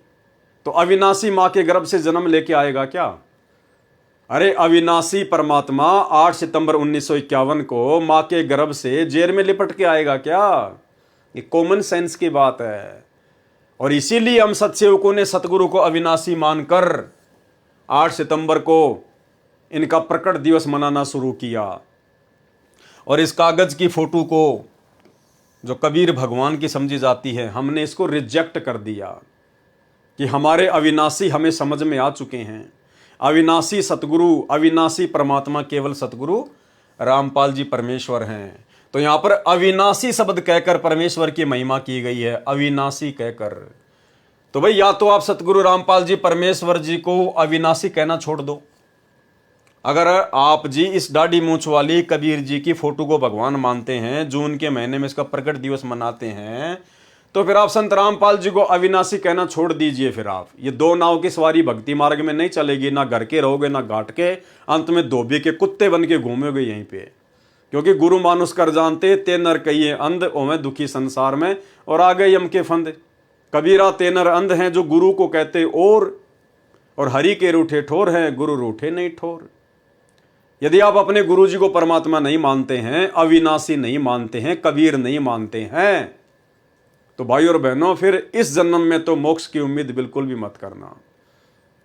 और अपने गुरुदेव को परमात्मा ना मानने का सबसे पहला जो पॉइंट है वो यही है, यदि आप इस दाढ़ी मूंछ वाली कबीर जी की फोटो को परमात्मा मानते हैं, आप अपने घर पर इस फोटो को रखते हैं, अपने दरबार में इस फोटो को रखते हैं, इस फोटो के आगे यदि आप जोत जलाते हैं, दंडवत करते हैं, इस फोटो का लॉकेट पहनते हैं, तो अभी आपने अपने गुरु जी को परमात्मा नहीं माना। तो यहां पर अविनाशी शब्द है। अविनाशी शब्द केवल परमेश्वर के लिए यूज होता है, और परमात्मा पूरी सृष्टि में केवल एक ही है, 2 या 3 नहीं है।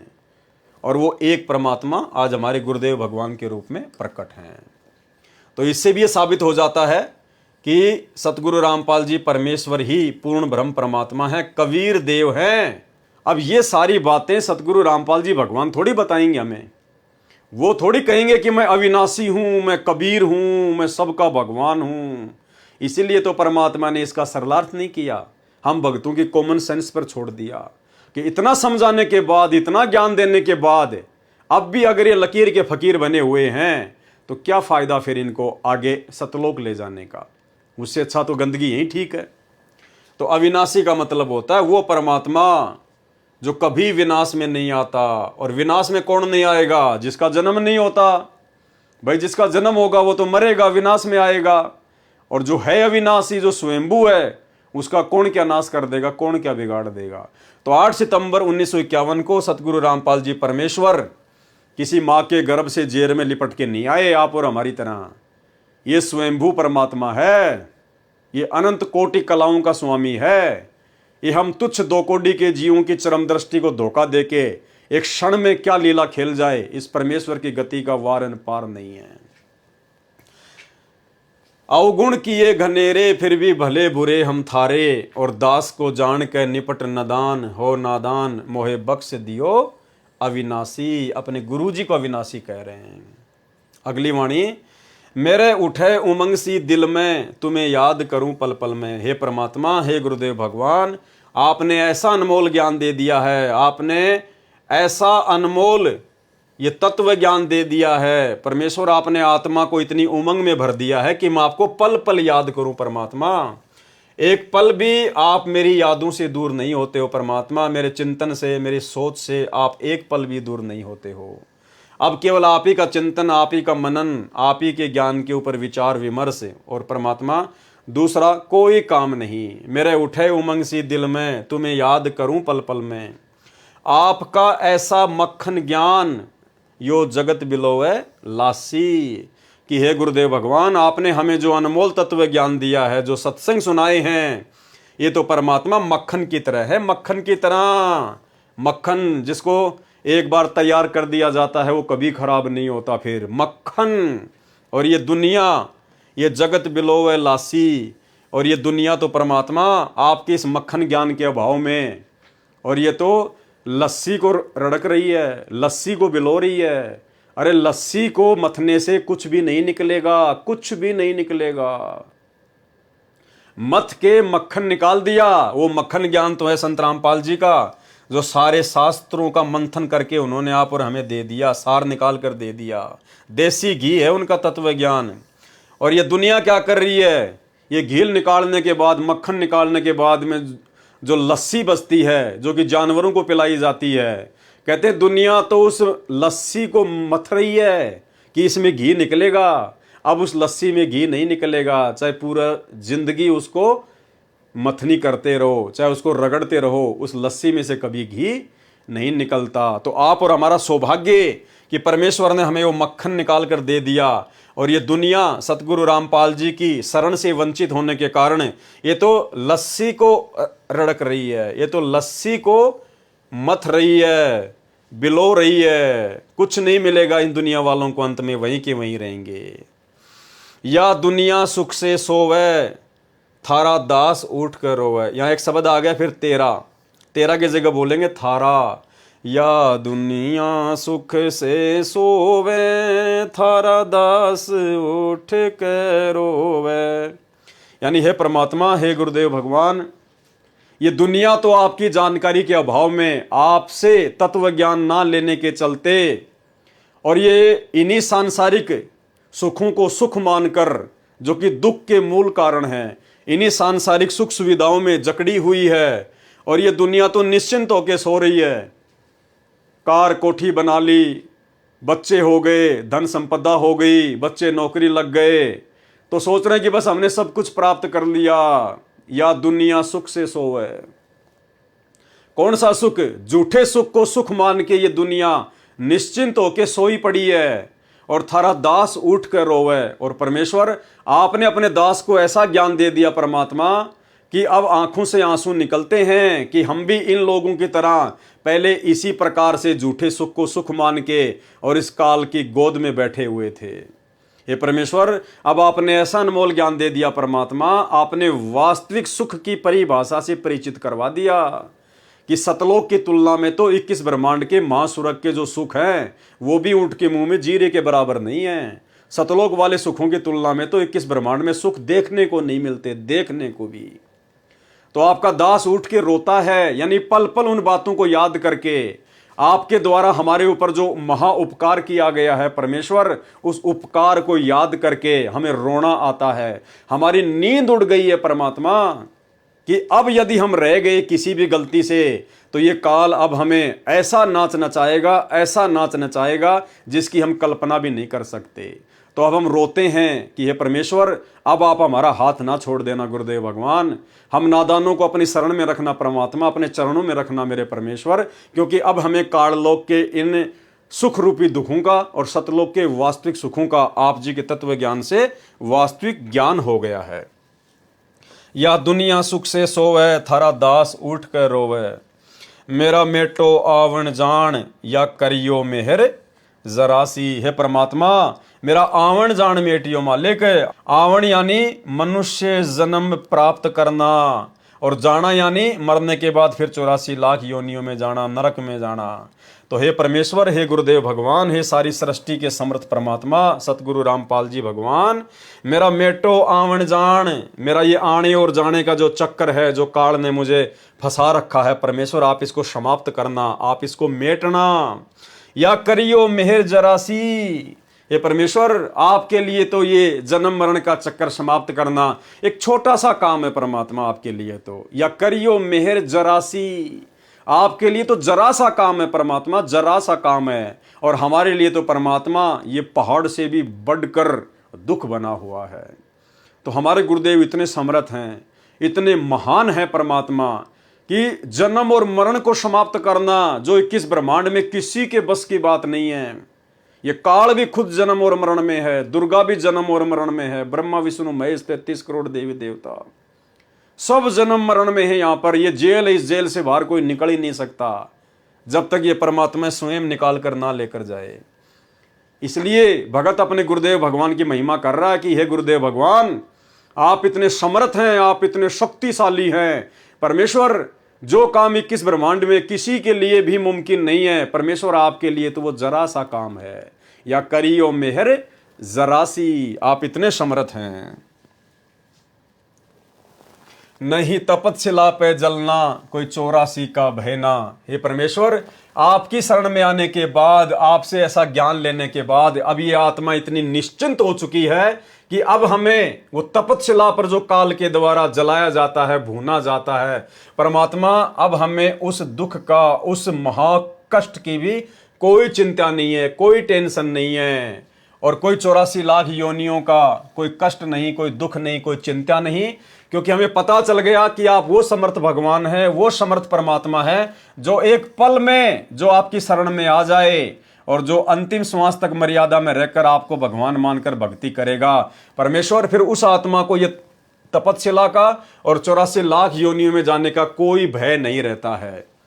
जिस प्रकार आदरणीय गरीबदास जी महाराज जी जब सतलोक देख कर आए तो फिर उन्होंने अपनी अमृतवाणी में कहा कि अजब नगर में ले गए हमको सतगुरु आण, झिलके बिंब अगात गति और हम सूते चादर ताण। कि भाई हम तो अपनी आंखों से सतलोक देख के आ गए और जैसा परमात्मा ने बताया बिल्कुल वैसा ही है सब कुछ।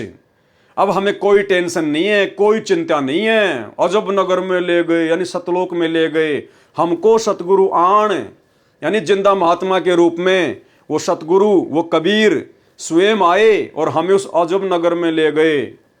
अजब नगर में ले गए हमको सतगुरु आण, और जुलके बिंब अगाध गति, उस सतलोक की महिमा अपरंपार है।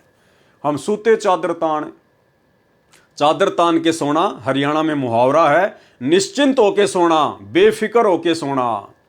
जैसे कोई व्यक्ति यदि किसी दिन अपने खेत का काम कंप्लीट कर ले और फिर आराम से लेट रहा है खाट पे, तो दूसरा आके कहता था भाई आज तो चादर ओढ़ के सो रहा है, यानी सब काम से निफराम हो चुका है, फ्री हो चुका है, कोई टेंशन नहीं है। तो आदरणीय गरीबदास जी महाराज जी समझा रहे हैं कि इसी प्रकार आप भी निश्चिंत हो जाना। यदि आपको वो सतगुरु मिल गया, वही भगवान मिल गया, और आज हमें मिल गया वही गरीबदास जी का सतगुरु, वही जिंदा महात्मा, वही कबीर परमात्मा हमारे सतगुरु हैं, सतगुरु रामपाल जी भगवान। तो हमें अब ना तो वो तपस्या का कोई चिंता है और ना 84 लाख योनियों में चक्कर काटने की कोई चिंता है, क्योंकि हम भी निश्चित हो गए अपने गुरुदेव के ज्ञान आधार से कि हम तो निश्चित सतलोक जाएंगे ही जाएंगे। ये हमारा अंतिम मनुष्य शरीर है, अंतिम मनुष्य जन्म है ये। इसलिए हमें ना तो 84 लाख प्रकार के योनियों में जाने की कोई चिंता रही। यदि आजीवन मर्यादा में रह के भक्ति करेंगे तो, अगर मर्यादा तोड़ दी फिर तो जाना ही जाना है, फिर तो कोई बचाने वाला नहीं है, क्योंकि परमात्मा के भी कुछ नियम है, कुछ उसूल है भाई, काल के साथ कुछ एग्रीमेंट है। मर्यादा सबसे कंपलसरी है, मर्यादा बीच में है। अगर मर्यादा तोड़ दी फिर 84 लाख योनियों के कष्ट से परमात्मा नहीं बचाएगा, फिर तपस्या के महाकष्ट से ये परमात्मा नहीं बचाएगा। नहीं तपस्या पे जलना कोई 84 का भयना, रोग कट्या सुमेर समान, या गई तृष्णा खांसी। ये परमात्मा, ये सुमेर यानी पहाड़ जैसा ये कष्ट तपस्याकार 84 लाख योनियों का आपने एक पल में काट दिया मेरे मालिक, हमें अपनी शरण में लेके। या गई तृष्णा खांसी, तृष्णा खांसी यानी पहले इस बिना ज्ञान के, बिना तत्व ज्ञान के इस मन में खांसी की तरह जो इच्छाएं उठती थी, ये बना लूं, वो बना लूं, ये प्लाट ले लूं, वो प्लाट ले लूं, उसके लिए बना दूं, वहां सस्ता मिल रहा वो ले लूं, ये कार खरीद लूं, ये कोठी खरीद लूं। दुनिया भर की वो तृष्णाएं खांसी की तरह ये मन इस मानव शरीर में पैदा करता था, आदमी को एक सेकंड का चैन नहीं लेने देता था। अब परमेश्वर से तत्व ज्ञान मिलने के बाद और ऐसा समर्थ सतगुरु मिलने के बाद अब वो सारी इच्छाएं हर प्रकार की परमेश्वर ने एक झटके में समाप्त कर दी। अब यदि कोई इच्छा है, कोई तृष्णा है, तो केवल सतलोक जाने की है, और कोई तृष्णा, कोई इच्छा नहीं है। रोग कट्या सुमेर समान, या गई तृष्णा खांसी। तुम्हें कहां ढूंढ के लाऊं, मैं तड़प तड़प रह जाऊं। आप गए अमर स्थान, दई छोड़ तड़पती दासी। अब भाई और बहनों, ये जो लाइन है, ये जो लाइन है, ये लाइन हम सतगुरु रामपाल जी परमेश्वर जी के भक्तों ने नहीं बोलनी है। और हम सत्सेवकों ने जो नई भक्ति बोध पुस्तक छपवाई है, हमने उस भक्ति बोध पुस्तक से इस लाइन को परमानेंट हटा दिया है। हम इस लाइन को नहीं बोलते। नई वाली भक्ति बोध में ये लाइन हमने बिल्कुल हटा दी है। और इसीलिए सतगुरु रामपाल जी परमेश्वर जी ने इस शब्द का सरलार्थ नहीं किया, जानबूझकर आप और हमारी कॉमन सेंस के ऊपर छोड़ दिया परमात्मा ने। तुम्हें कहां ढूंढ के लाऊं, मैं तड़प तड़प रह जाऊं। कौन कह रहा है? सतगुरु रामपाल जी परमेश्वर जी कह रहे हैं। किस आधार से कह रहे हैं? एक भगत की भूमिका में कह रहे हैं। किसके लिए कह रहे हैं? अपने मुंह बोले गुरुदेव आदरणीय रामदेवानंद जी के लिए कह रहे हैं। उनके शरीर छोड़ने के बाद कह रहे हैं, उनके सतलोक जाने के बाद कह रहे हैं। क्या कह रहे हैं? तुम्हें कहां ढूंढ के लाऊं, यानी हे गुरुदेव भगवान, मैं आपको कहां से खोज के लाऊं। मैं तो आपकी याद में, आपकी फिक्र में, आपकी चिंता में तड़प तड़प रह जाऊं, तड़प तड़प रह जाऊं। तो भाई हमें अपने गुरुदेव को ढूंढने की आवश्यकता कहां है? पहली बात तो हमारे गुरुदेव हमारे साथ में पल पल शब्द रूप में पल पल साथ हैं।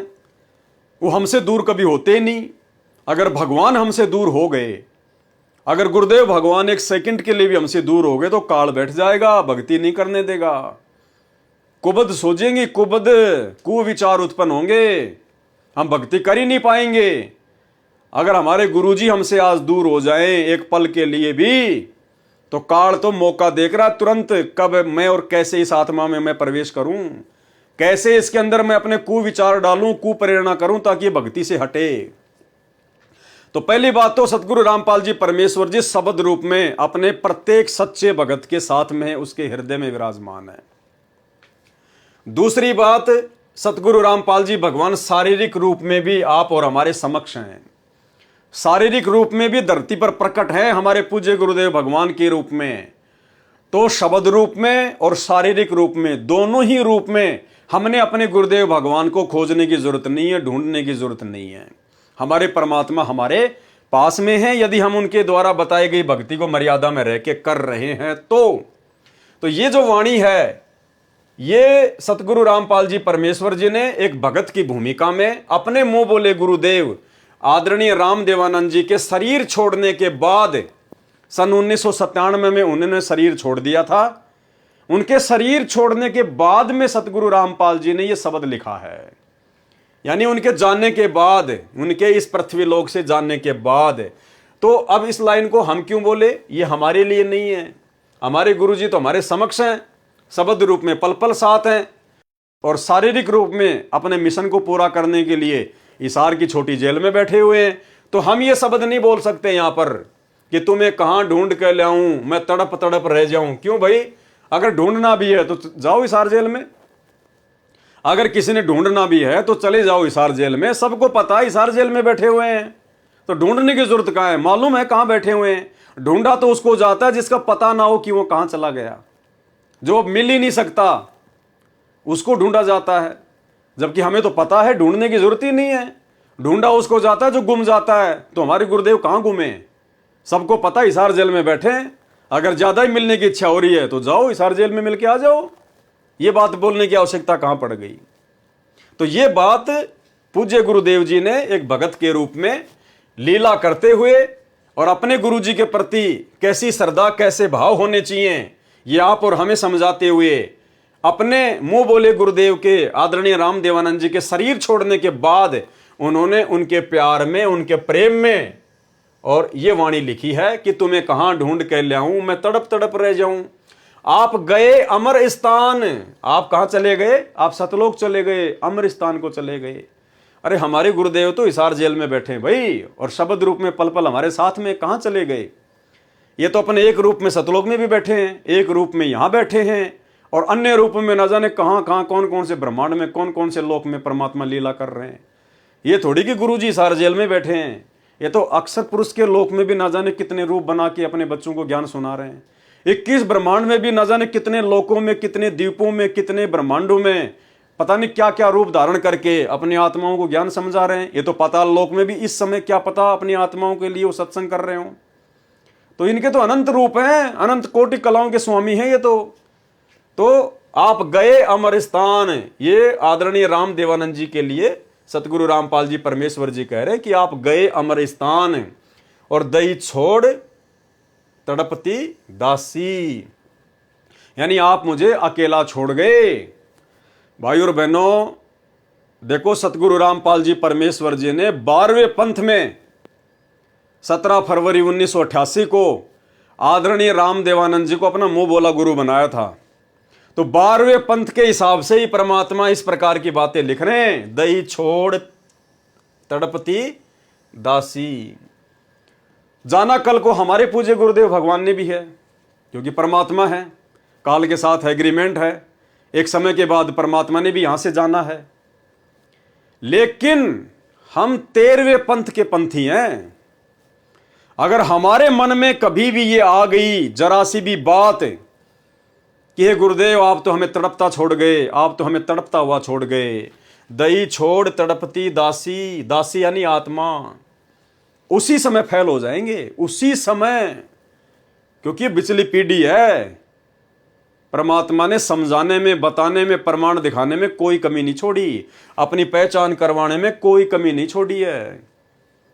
इसलिए सबसे पहले तो हमारी ये कोशिश होनी चाहिए, गुरुदेव भगवान से प्रार्थना होनी चाहिए, ये विनती होनी चाहिए, और हमारी ये आत्मिक इच्छा भी होनी चाहिए कि हे गुरुदेव भगवान, आप अपने शरीर में रहते सहते, इस काल लोक में रहते सहते परमात्मा, आप हम नीचों को यहां से पार कर दो। आप हमारा शरीर छुड़वाकर परमेश्वर हमें सतलोक भेज दो, हमें इस लायक बना दो अपने रहते सहते। और यदि हमारे से पहले गुरुदेव भगवान अपने एग्रीमेंट अनुसार इस काल लोक को छोड़कर अपने निज लोक सतलोक में चले गए परमानेंट, जिस रूप में आज वे आए हुए हैं, चाहे जो मर्जी लीला करके जाए परमात्मा, तो उसके बाद आप और हमारे अंदर ये मन में भी नहीं आना चाहिए, इस बात का दुख नहीं होना चाहिए, बेचैनी नहीं होनी चाहिए कि भाई गुरुजी तो गए, अब क्या करें भाई, अब क्या काल जाने देगा यहां से, अब क्या करें भाई, गुरुजी तो चले गए, अब क्या लेना देना है, अब कौन लेके जाएगा मुझे। तो आप और हमारे मन में जिन जिन आत्माओं ने गुरुदेव भगवान के रहते सहते उनसे नाम दीक्षा प्राप्त की है, उन आत्माओं के अंदर इस प्रकार के तनिक भी भाव उत्पन्न होने नहीं चाहिए, तनिक भी, अन्यथा उसी समय फेल हो जाएंगे। ज्ञान आधार से परमात्मा नीचे गिरा देगा कि नालायक, मैंने तेरे को इतने वर्षों तक यही ज्ञान दिया था। अरे परमात्मा अगर इस धरती को छोड़ देगा तो काल तेरे को भक्ति करने देगा क्या? परमात्मा कहते हैं आग लगी आकाश में और झड़ झड़ पड़े अंगार, और संत ना होते धरती पर तो जड़ मरता संसार।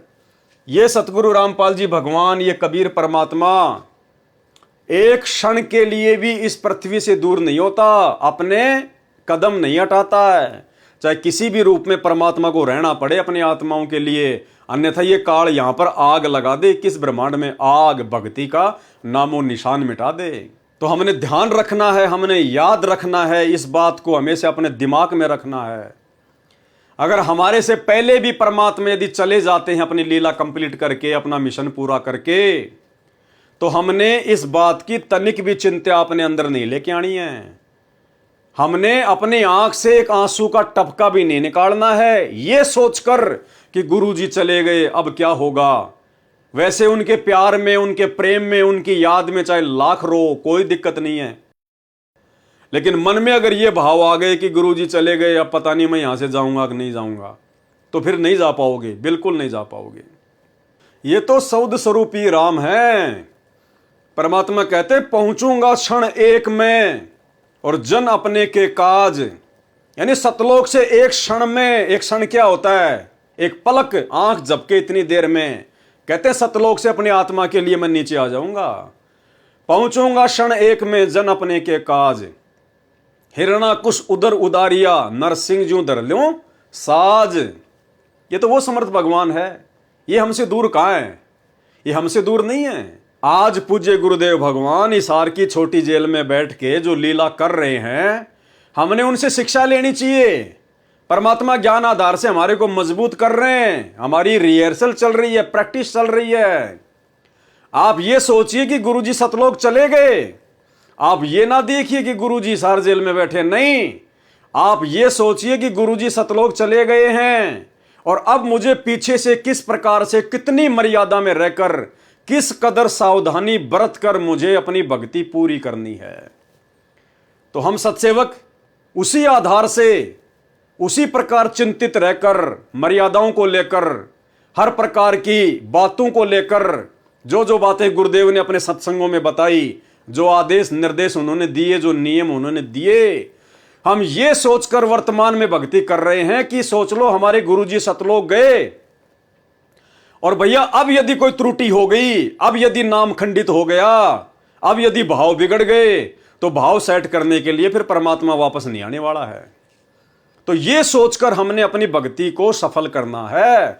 तो ये रिहर्सल चल रही है वर्तमान में, उस आगामी समय के लिए परमात्मा वर्तमान में हिसार की छोटी जेल में बैठकर आप और हम जो इस 21 ब्रह्मांड रूपी काल की बड़ी जेल में बैठे हैं ना, परमात्मा हमारी परीक्षा ले रहा है, हमारी रिहर्सल करवा रहा है मालिक। तो जब गुरुदेव यहां से चले जाए परमानेंट सतलोक के लिए, जिस रूप में आए हुए हैं इस रूप से, तो मन में कभी भी ये चिंता नहीं आनी चाहिए कि गुरुजी चले गए अब मेरा क्या होगा, अन्यथा फिर तेरा कुछ नहीं होगा, फिर कुछ भी।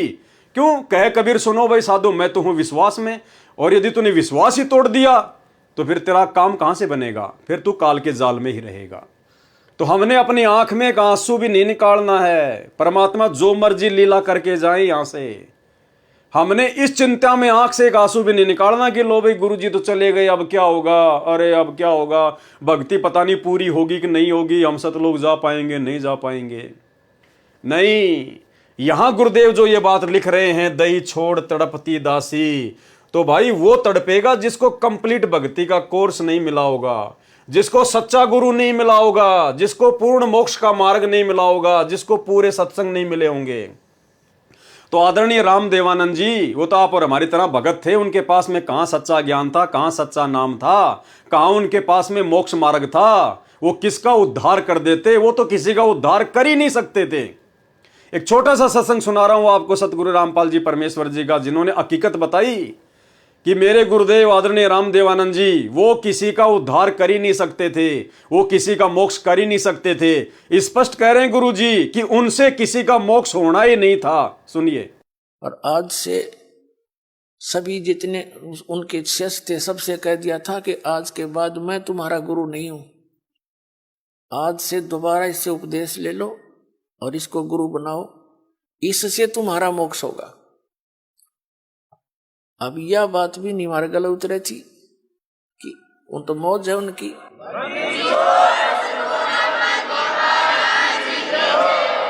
कहने का भाव यह था कि उन्होंने अपना वजन तार दिया, क्यों उन परमात्मा के हंस थे वो खास और सुनियोजित तरीके से इस बिचली पीढ़ी तक ये मूल धन लाना था हमने, और वो उनको उनके से द्वारा पार नहीं होने थे, ये पार इस दास के द्वारा होने थे। इसलिए उन्होंने अपना पल्ला झाड़ दिया और अपना वजन कति खत्म कर दिया। मैं तुम्हारा गुरु नहीं हूं, अब ये है वो गुरु जिसकी तुम्हें आवश्यकता है। छुड़ानी के अंदर उन्होंने स्पेशल ब्लॉक सबको सामने कह दिया था। तो बुद्धिमान व्यक्ति तो भाई और बहनों, बात समझ में आ रही होगी आपको धीरे धीरे कि मुंह बोला गुरु क्या होता है। मुंह बोला गुरु होता है लोक दिखावे में अपना गुरु बनाना। तो सतगुरु रामपाल जी परमेश्वर जी ने, जो कि स्वयं कबीर परमात्मा हैं और 650 साल पहले की तरह लीला करते हुए इन्होंने आदरणीय राम देवानंद जी को अपना मुंह बोला गुरु बना रखा था। तो 12वें पंथ में वो पूरा ज्ञान नहीं था, 12वें पंथ में कंप्लीट मोक्ष मार्ग वाला ज्ञान नहीं था। उस आधार से परमात्मा ये लीला कर रहे, भूमिका करते हुए लिख रहे हैं। लेकिन हम तो 13वें यथार्थ कबीर पंथ के पंथी हैं। पूर्ण ब्रह्म परमेश्वर सतगुरु रामपाल जी परमेश्वर जी के भगत हैं। उन्होंने अनमोल तत्व ज्ञान दे दिया, भक्ति का कंप्लीट कोर्स दे दिया, नहीं दिया तो देके जाएंगे, उससे पहले जाने वाले नहीं हैं। ये परमेश्वर अपने जिस काम के लिए धरती पर प्रकट होता उसको पूरा करके जाते हैं, उसको कोई रोक नहीं सकता। तो कंप्लीट कोर्स देके जाएंगे परमात्मा। उसके बाद हमने तो भक्ति करनी है उसी उमंग के साथ, ये सोचकर कि परमात्मा पल पल हमारे साथ में है। जैसे आज हम सत्सेवक वर्तमान में अपने गुरुजी को घर पर ही प्रकट करके, ज्ञान को आधार बनाकर, घर को आश्रम बनाकर, गुरु को भगवान मानकर शब्द रूप में मालिक के घर घर में बैठ लग गए, परमात्मा को भोग लग रहा है। क्या हमें कोई चिंता है? हमें कोई टेंशन है? क्या परमात्मा ने किसी भी सच्चे सत्सेवक के ऊपर कोई आपत्ति आने दी, कोई समस्या आने दी? अरे थोड़ा बहुत जो नकली सत्सेवक है, परमात्मा उस पर भी आपत्ति नहीं आने दे रहे। क्यों? क्योंकि आपने गुरुजी को शब्द रूप में मान लिया, आपने गुरुजी को भगवान मान लिया, परमात्मा मान लिया। और उधर सतलोक आश्रमों में देखो, आए दिन लाशें उठती हैं, आए दिन लाशें। उनके सत्संगों में जाने वाले एक्सीडेंट होके मर रहे हैं, 12-12 भगत एक साथ। कभी कोई स्कॉर्पियो पलटी खा रही है, कभी कोई बस पलटी खा रही है, कभी कोई बीमारी से मर रहे हैं, कोरोना में हजारों मर गए। क्यों मर रहे हैं? क्योंकि उन्होंने अब अपने गुरु को भगवान नहीं माना।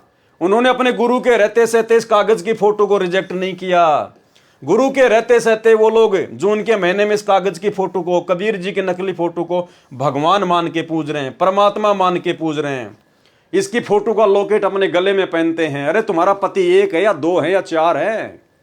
एक है सादे सब सदे और सब सादे सब जाए, माली सींचे मूल को फले फूले अघाए।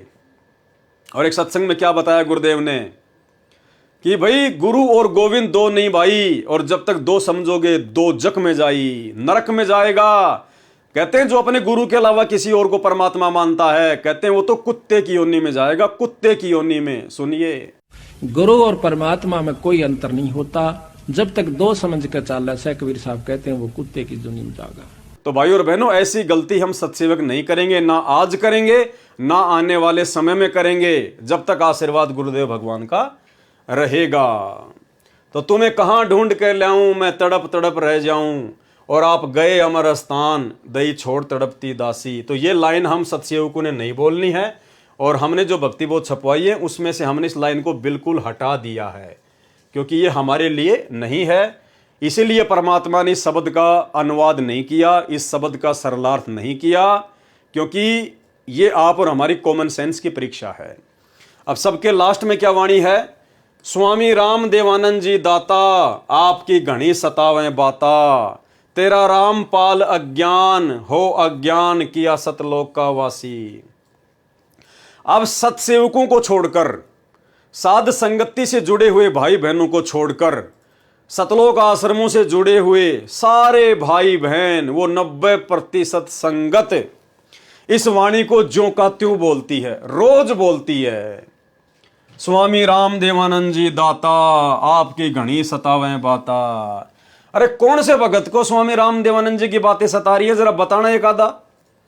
वो सतलोक आश्रमों से जुड़ी हुई 90% संगत में कोई एक तो बता दो जिसको स्वामी राम देवानंद जी की बातें सता रही हो, उनकी याद सता रही हो। अरे तुमने उनको कोई कर्जा दे रखा था क्या, जो कि बिना चुकाई वो मर गए हैं, और तुम्हें उनकी याद आ रही है? अरे तुमने कभी उनके सत्संग सुने क्या? तुमने कभी राम देवानंद जी के सत्संग सुने क्या? तुम लोगों ने राम देवानंद जी से नाम दीक्षा ली है क्या? तुम्हारे गुरु राम देवानंद जी हैं क्या? फिर तुम्हें कौन सी बातें सताएंगी उनकी भाई? ना तुमने उनको कभी देखा, 99.99% संगत ने कभी आदरणीय राम देवानंद जी को देखा ही नहीं, कभी साक्षात रूप में कभी नहीं देखा। ना उनके कोई सत्संग सुने, ना कभी उनके सत्संग कोई रिकॉर्ड हुए, और ना उन्होंने आप लोगों को नाम दीक्षा दी। तो कौन सी बात सताएगी आपको उनकी? फिर क्यों फॉर्मेलिटी कर रहे हो? क्यों फिर झूठ मूठ में ये लाइन बोल रहे हो? और इससे पहले ये लाइन, स्वामी राम देवानंद दाता। अरे भैया, तुम्हारे दाता कौन है? तुम्हारे दाता सतगुरु रामपाल जी हैं। तुमने उपदेश सतगुरु रामपाल जी से लिया है। दाता यानी भगवान परमात्मा। तो तुम्हारे दाता कौन है? स्वामी राम देवानंद दाता। दादा गुरु जी आपके दाता हैं क्या? आपके भगवान हैं क्या? आपके मालिक हैं क्या? अगर वे आपके दाता हैं तो फिर ये क्या लगते हैं आपके? फिर सतगुरु रामपाल जी आपके क्या लगते हैं? ये आपके दाता नहीं है? या फिर ये भी आपके दाता हैं? तो फिर तो दो दो दाता हो गए, और फिर आत्मा एक है तो उसके दाता दो नहीं हो सकते। तो ये कौन कह रहे हैं? ये सतगुरु रामपाल जी परमेश्वर एक भगत होने के नाते अपने गुरुजी के प्रति अपने भाव व्यक्त कर रहे हैं। सतगुरु रामपाल जी अपने मुंह बोले गुरुजी के लिए उनकी महिमा में आप और हमें ये पाठ पढ़ाते हुए कि एक भगत का गुरुजी के प्रति कैसा भाव होना चाहिए। तो ये लाइन सतगुरु रामपाल जी अपने मुंह बोले गुरुजी के लिए बोल रहे हैं कि स्वामी राम देवानंद दाता। भाई हमारे स्वामी तो हमारे सतगुरुदेव हैं। हमने जिनकी शकल ही नहीं देखी वो हमारे स्वामी कैसे हो गए? वो हमारे दाता कैसे हो गए? तो सतगुरु रामपाल जी एक भगत की भूमिका में आप और हमें भक्ति का पाठ सिखाने के लिए कि गुरु के प्रति कैसे भाव होने चाहिए, अपने मुंह बोले गुरुदेव के लिए कह रहे हैं कि स्वामी राम देवानंद दाता, आपकी घनी सतावे बाता। भाई इनको सता सकती हैं क्योंकि सतगुरु रामपाल जी ने उनकी संगत की है, उनके साथ में रहे हैं, उनसे बातें की हैं, उनसे उपदेश लिया है लोक दिखावे में। तो सतगुरु रामपाल जी कह सकते हैं कि आपकी घनी सतावे बाता। बाकी संगत को क्यों सताएंगी भाई? आपसे वो कर्जा लेके थोड़ी मर गए। तेरा रामपाल अज्ञान, सतगुरु रामपाल जी अपने गुरु जी के आगे अपने को छोटा साबित करते हुए, आप और हमें भक्ति का पाठ पढ़ाते हुए कि गुरु के आगे शिष्य की कोई औकात नहीं होती। शिष्य चाहे कितना बड़ा अधिकारी क्यों ना बन जाए, कितना बड़ा धनवान क्यों ना हो जाए, शिष्य ने हमेशा अपने गुरु के आगे अपने को अज्ञानी मानना चाहिए, तुच्छ बुद्धि मानना चाहिए, दो कोड़ी का जीव समझना चाहिए। भाई ये तो भगवान है, परमात्मा है, इनसे बड़ा तो कोई नहीं है। लेकिन आप और हमें गुरु महिमा का पाठ पढ़ाते हुए इन्होंने एक मुंह बोला गुरु बनाया एक आत्मा को, और हमें बता रहे हैं कि गुरु जी के प्रति कैसे भाव होने चाहिए। भगत चाहे कितना बड़ा IAS अधिकारी क्यों ना हो, प्रधानमंत्री राष्ट्रपति क्यों ना हो, अगर इनका भगत है तो इसी प्रकार से अपने आप को अज्ञानी समझना पड़ेगा। अपने गुरुजी के आगे आधीन होकर रहना पड़ेगा, उनका कुत्ता बन के रहना पड़ेगा, चाहे वो राष्ट्रपति क्यों ना है देश का। तो हमें ये भक्ति का पाठ सिखाने के लिए सतगुरु रामपाल जी परमेश्वर एक भगत की भूमिका में अपने मुंह बोले गुरुदेव के लिए ये शब्द यूज कर रहे हैं। तो ये लाइन हम क्यों बोले भाई? ये लाइन हमारे मतलब की है ही नहीं कि या सतलोक का वासी। अरे एक तरफ तो हम दुनिया में डंका पीटते हैं कि सतगुरु रामपाल जी सबसे बड़े तत्वज्ञानी हैं, जगत गुरु हैं, उनसे बढ़कर ज्ञान किसी को नहीं है। एक तरफ तो आप सारा दिन पुस्तकें बेचते हो, ये प्रचार करते हो, और संध्या आरती में रोजाना तुम लोग फिर तेरा रामपाल अज्ञान, तेरा रामपाल अज्ञान, तुम अपने गुरुजी को अज्ञानी बोलते हो खुद ही। भाई ये तो फिर डूब के मरने की बात हो गई। अरे पुस्तक प्रचार कर से समय तो हमारे गुरुजी ज्ञानी, सबसे बड़े ज्ञानी, तत्व ज्ञानी, जगत गुरु, तत्वदर्शी संत, और शाम को रोजाना फिर तुम अपने गुरुजी को अज्ञानी कहते हो। दिन में तो हलवा बनाते हो, शाम को उसमें मिट्टी ठोक देते हो कि तेरा रामपाल अज्ञानी, तेरा रामपाल अज्ञान है। अरे हम कह सकते हैं क्या ये जीभ कट के गिर जाए अपने गुरुजी के लिए इस प्रकार के शब्द यूज करने से पहले? तो ये वाणी सतगुरु रामपाल जी भगत की भूमिका में आप और हमें भक्ति का पाठ पढ़ाते हुए कि गुरुजी के प्रति कैसे भाव होने चाहिए, अपने मुंह बोले गुरुजी आदरणीय राम देवानंद जी के लिए यूज कर रहे हैं। अब हमने अपने गुरुजी के लिए क्या यूज करना इसकी जगह, ये ऊपर वाली लाइन तो हम बोलते नहीं, इसको तो हमने भक्ति बोध से हमने हटा दिया। रही बात ये लास्ट वाली लाइन, तो हमने अपने गुरुजी के लिए क्या यूज करना है, यहां तो सतगुरु रामपाल जी ने अपने गुरुजी के लिए यूज किया है। तो हमारे गुरुजी राम देवानंद जी थोड़ी है जो हम उनके लिए ये वाणी बोलेंगे, नहीं। हमारे पूज्य गुरुदेव हैं सतगुरु रामपाल जी भगवान, जिनके सामने हाथ में भक्ति बोध लेके हम ये शब्द बोलते हैं, मेरे गुरुदेव भगवान दियो काट काट की फांसी। तो लास्ट की लाइन में अपने गुरुदेव का नाम लिखकर उनकी महिमा में हम सत्सेवक क्या बोलते हैं, ऐसा नहीं बोलते जो लिखा हुआ है, नहीं। इसीलिए परमात्मा ने आप और हमारी कॉमन सेंस को चेक करने के लिए इसका सरलार्थ नहीं किया। और आज से नहीं, हम सत्सेवक पिछले 8 वर्षों से, 2016 से, जब से परमात्मा ने सद्बुद्धि बख्शी है, तब से हम सभी हजारों की संख्या में सत्सेवक भाई बहन इस लास्ट की लाइन की जगह कि स्वामी राम देवानंद जी दाता आपकी घनी सतावे बाता, तेरा रामपाल अज्ञान किया सतलोक का वासी, हम इस लाइन को नहीं बोलते। इसकी जगह हम क्या बोलते हैं, परमेश्वर सतगुरु रामपाल जी दाता आपकी घनी अमोलक बाता। अमोलक बाता यानी जिन बातों के बराबर और दुनिया में कोई बात ही नहीं हो, जिससे बढ़कर कोई ज्ञान ही नहीं हो, अनमोल बातें, सत्संग। परमेश्वर सतगुरु रामपाल जी दाता आपकी घनी अमोलक बाता, थारा पवन दास अज्ञान अज्ञान कि जो सत्यलोक का वासी। थारा पवन दास अज्ञान कि हे परमेश्वर आपका ये तुच्छ 2 कोटि का जीव, ये सेवक है, मालिक महाअज्ञानी है। थारा पवन दास अज्ञान कि जो सतलोक का वासी है। परमात्मा इस दास को सतलोक का वासी करना। क्यों? क्योंकि ये शब्द संध्या आरती के माध्यम से हम अपने गुरुदेव सतगुरु रामपाल जी की महिमा में गा रहे हैं, ना कि हम हमारे दादा गुरु जी के लिए गा रहे हैं। उनके लिए तो हमने गाना ही नहीं है, हमारा उनका कोई रिश्ता ही नहीं है, कोई मतलब ही नहीं है, कोई लेना देना ही नहीं है। हमारे गुरुदेव, हमारे स्वामी, हमारे दाता सतगुरु रामपाल जी हैं। इसलिए गुरुदेव भगवान ने जानबूझकर इस शब्द का सरलार्थ नहीं किया, आप और हम भक्तों की कॉमन सेंस के लिए।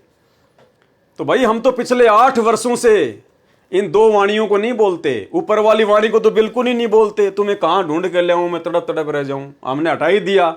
और नीचे वाली लाइन की जगह बोलते हैं कि परमेश्वर सतगुरु रामपाल जी दाता आपकी घनी अमोलक बाता, थारा पवन दास अज्ञान। यानी जैसे कोई बहन है कि थारी अंशिका दासी अज्ञान, या थारा सुरेश दास अज्ञान, जिसका जो भी नाम है अपना नाम लेके इस प्रकार से अपने गुरु जी से अरदास करनी है। परमेश्वर सतगुरु रामपाल जी दाता आपकी घनी अमोलक बाता, थारा पवन दास अज्ञान हो अज्ञान की जो सतलोक का वासी। ये बोलना है हमने अपने गुरुदेव जी की महिमा में, तब ये शब्द कंप्लीट होगा। अन्यथा तेरा रामपाल अज्ञान, तेरा रामपाल अज्ञान, अरे नालायको, भगत हो फिर क्या कोई खिचड़ी खा के गा रहे हो क्या? इतनी भी कॉमन सेंस नहीं है क्या कि अपने गुरु जी को क्या कहा जाता है? तो भाइयों और बहनों, साध संगति से जुड़े बिना ये सद्बुद्धि नहीं आ सकती। और साध संगति से जुड़ना कोई बच्चों का काम नहीं है, वरना कोई जुड़ के दिखा दो ना, कोई जुड़ के तो दिखा दो। सबको पता है साध संगति क्या है, सत्सेवक क्या है, पूरी संगत को पता है, पूरी संगत को पता है। चाहे किसी को गुरु जी के भाई का नाम पता हो ना पता हो, गुरु जी की जो कलयुगी जो पत्नी है, बेटा बेटी रिश्तेदार या कोऑर्डिनेटर, उनका नाम पता हो या ना पता हो, लेकिन सतगुरु रामपाल जी परमेश्वर जी की जो करोड़ों की संगत पूरे विश्व में है, सबको पता है। बच्चे बच्चे को पता है कि साध संगति क्या है और सत्सेवक क्या है। देखे, जुड़ के दिखा दो ना भाई। जुड़ने के लिए इतने संस्कार चाहिए, इतने संस्कार, युगों युगों की तपस्या चाहिए, सतगुरुदेव भगवान का भरपूर आशीर्वाद चाहिए, उनकी मेहर चाहिए, तब जाकर साध संगतियां नसीब होती है। साध संगति से जुड़ना कोई बच्चों का खेल नहीं है। तो यह सतगुरु की विशेष मेहर, विशेष दया केवल सत्सेवकों के ऊपर। तो भाई और बहनों, बहुत बड़ी रजा, बहुत बड़ी मेहर परम पूज्य परमेश्वर सतगुरु रामपाल जी भगवान की। और ये कार्य जो कंप्लीट हुआ है आज, तीनों समय की आरतियों का, नित्य नियम का कंप्लीट हो चुका सरलार्थ, रमेणी का कंप्लीट हो चुका, और आज संध्या आरती के ऊपर ये लास्ट वीडियो जो कि कंप्लीट हो चुका है। ये सतगुरु रामपाल जी परमेश्वर जी की विशेष विशेष विशेष वीआईपी रजा के बिना ये संभव हो ही नहीं सकता था, ये कंप्लीट हो ही नहीं सकता था। 30 साल हो गई, परमेश्वर ने इसी समय इस काम को कंप्लीट करवाना था, इस सेवा को परमात्मा ने पूरा करवाना था। और सौभाग्य आप और हमारा कि परमेश्वर ने सत्सेवकों को अपनी इस विशेष वीआईपी सेवा के लिए चुना। तो भाई और बहनों, आप और हम सब दो कोटि के तुच्छ जीव हैं, हमारी कोई हैसियत नहीं, कोई औकात नहीं है। आप लोगों को समझने की शक्ति भी सतगुरु रामपाल जी भगवान ने प्रदान करी, और दास को समझाने की दया भी सतगुरु रामपाल जी भगवान ने प्रदान करी। अन्यथा अल्लाह मेहरबान तो गधा पहलवान, इसके अलावा आप और हमारी कोई औकात, कोई हैसियत नहीं है। तो तीनों समय की आरतियों का सतगुरु रामपाल जी भगवान के विशेष विशेष आशीर्वाद से सरलार्थ कंप्लीट हुआ। और इसके लिए हम पूज्य गुरुदेव भगवान का जितना अनंत कोटि दंडवत धन्यवाद करें उतना थोड़ा है। हे परमपिता परमात्मा, हे सारी सृष्टि के रचनहार, हे कुल मालिक सतगुरु रामपाल जी परमेश्वर, अल्लाहु अकबर, आप जी इसी प्रकार से अपने सत्सेवक बच्चों पर परमात्मा इसी प्रकार से अपनी मेहर, अपनी दया, अपनी दया दृष्टि, अपनी कृपा दृष्टि, अपनी रजा बनाए रखना परमात्मा। आपके आशीर्वाद के बिना परमात्मा हम एक कदम भी भक्ति मार्ग पर ज्ञान आधार से आगे नहीं चल सकते। हे परमेश्वर, आपने लाखों करोड़ों की संगत में से अपने हीरो मोती लाल छांट के साथ संगति से जोड़े हैं। यह आपकी विशेष विशेष मेहर है परमात्मा, और आपकी विशेष मेहर परमात्मा अंतिम श्वास तक इसी प्रकार से बनी रहे। आपका आशीर्वाद हम तुच्छ जीवों के शीश पर इसी प्रकार से बने रहे परमेश्वर। बस हमारी यही इच्छा, यही हमारी कामना है। यदि आप खुश हैं तो परमात्मा फिर भक्ति में कोई बाधा नहीं है। तो भाई और बहनों, इसी स्तुति के साथ में, इसी प्रार्थना के साथ में, और आज हम सतगुरुदेव भगवान से आशीर्वाद प्राप्त करेंगे। लास्ट में परमात्मा का जयकारा लगाएंगे, परमात्मा का धन्यवाद करेंगे। बंदी छोड़ सतगुरु रामपाल जी भगवान की जय हो। परमपिता परमात्मा, सारी सृष्टि के रचनहार, कुल मालिक, असंख्य ब्रह्मांडों के स्वामी, जगत गुरु, तीनों लोकों में प्रवेश करके सबका भरण पोषण करने वाले, राजाधिराज, आत्माधार, नाथों के नाथ, देवों के देव, महादेव, सर्वेश्वर, महेश्वर, मृत्युंजय, अजरो अमर, आदि अनादि, सनातनी प्रभु, जगत पिता जगदीश्वर, श्री श्री 1008 की उपाधि के वास्तविक अधिकारी, अकाल मूर्त सौद स्वरूपी राम वासुदेव, सर्वगतम ब्रह्म, परम पूज्य, प्रथम पूज्य, परम संत, परम पुरुष, परम धनी, परम दयालु, सत्य कबीर, हक्का कबीर, अल्लाह कबीर, अल्लाह अकबर, बाखबर, अल्लाह ताला, जगत के तारणहार, जगत के मुक्तिदाता, जगत के जगन्नाथ, हारे के सहारे, हिंदुओं के राम, मुसलमानों के अल्लाह, सिखों के वाहिगुरु, ईसाइयों के मसीह, दया के सागर दयानिधि, करुणा के सागर करुणानिधि, स्वयंभू परिभू, संकट मोचन, कष्ट हरण, मंगल करण, दुख भंजन, अविगत कबीर, निर्विकार निर्विषम परमात्मा, अलय अलेख सतगुरु, आदि अनादि सतगुरु, असली मर्यादा पुरुषोत्तम, असली राम, असली कृष्ण, असली घनश्याम, असली मुरारी, राजाओं के राजा, महाराजाओं के महाराजा, शहंशाहों के शहंशाह, सम्राटों के सम्राट, भगवानों के भगवान, अल्लाहों के अल्लाह, प्रभुओं के प्रभु, मसीहों के मसीह, सच्चे वाहिगुरु, बाबाओं के बाबा, पीरों के पीर, सेठों के सेठ, जगत सेठ, सावड़सा सेठ, सर्वगुण संपन्न, अनंत कोटि कलाओं के स्वामी, अनंत कोटि ब्रह्मांडों के नायक, योगियों में महायोगी, ध्यानियों में महाध्यानी, सिद्धों में परम सिद्ध, ज्ञानियों में तत्वज्ञानी, ब्रह्म ज्ञानी, महाज्ञानी, परम ज्ञानी, सर्वश्रेष्ठ ज्ञानी, विज्ञानी, युवा कबीर, समरत कबीर, असमवात, अमित ओझा, सच्चे रहनुमा, करीम अल्लाह, सुभान अल्लाह, दुनिया के अंतिम पैगंबर, 8 सितंबर 1951 से गांव धनाना, जिला सोनीपत, हरियाणा, भारतवर्ष की पावन भूमि पे प्रकट रियल कल की भगवान श्री नारायण साकार हरि श्री बाबा साहेब संत श्रोमणी सतगुरु रामपाल जी परमेश्वर जी के चरण कमल में साध संगति से जुड़े हुए देश विदेश से हम सभी सत्सेवक भाई बहनों का अनंत कोटि दंडत प्रणाम। तो भाई और बहनों, तीनों समय की आरतियों का सरलार्थ गुरुदेव भगवान की विशेष आशीर्वाद से कंप्लीट हुआ और ये बहुत बड़ी रजा, बहुत बड़ी मेहर पूज्य गुरुदेव भगवान की आप और हमारे ऊपर। और इसके बाद में भाई और बहनों एक विशेष पुस्तक है, परमात्मा ने उसका जिक्र किया है, मालिक ने संकेत किया है। अब आगे हम उस पुस्तक के ऊपर लाइव आएंगे, इसी प्रकार से वीडियो बनाएंगे, क्योंकि देखो पुस्तकें भगवान ने आप और हमारे लिए लिखी हैं तो पढ़ना भी ज़रूरी है। सब भगत नहीं पढ़ पाते हैं, इसलिए परमात्मा दया कर रहे हैं साथ संगति के माध्यम से कि हम उन पुस्तकों को पढ़ेंगे और साथ में जहाँ जहाँ समझने लायक बात होगी परमात्मा अपना आशीर्वाद देकर उस बात पर विश्लेषण भी करवाएंगे। तो अगली जो पुस्तक है उसका नाम है भक्ति और भगवान। ये बहुत ही विशेष पुस्तक है, 150 पेज की पुस्तक है, 10-12 इसके ऊपर वीडियो बनेंगे। और परमेश्वर ने इस पुस्तक में भाई और बहनों बहुत सारे गूढ़ रहस्य छुपा रखे हैं। इस भक्ति और भगवान पुस्तक में गुरुदेव ने स्पष्ट कर रखा है कि उनके छोटे भाई महेंद्र का इस जन्म में मोक्ष नहीं होगा। स्पष्ट कर रखा है वहां पर परमात्मा ने। यानी ये लाखों की करोड़ों की मूर्ख संगत जिन गुरुदेव भगवान के कलयुगी बेटा बेटी भाई बंधु रिश्तेदारों के पीछे अंधी होकर चल रही है, वो खुद तो डूबेंगे सो डूबेंगे, संगत को भी लेके डूबेंगे। तो एक जगह परमेश्वर ने संकेत कर रखा है कि उनके छोटे भाई का, यानी 12वें पंथ में जिन जिन लोगों ने नाम दीक्षा ली थी आदरणीय रामदेवानंद जी से, दादा गुरु जी से, उनमें से किसी का भी मोक्ष नहीं होगा इस शरीर से। उनको दोबारा से मनुष्य जन्म लेना पड़ेगा, स्पष्ट लिखा हुआ है। और भी बहुत सारे गूढ़ रहस्य उस पुस्तक में हैं, हमारे विश्वास को दृढ़ करेंगे। तो दास आपको समय बता देगा, डेट बता देगा और उसके बाद हम उस पुस्तक के ऊपर लाइव वीडियो बनाएंगे। तब तक के लिए गुरुदेव भगवान से आशीर्वाद, इजाजत, बंदी छोड़, सतगुरु रामपाल जी भगवान की जय हो।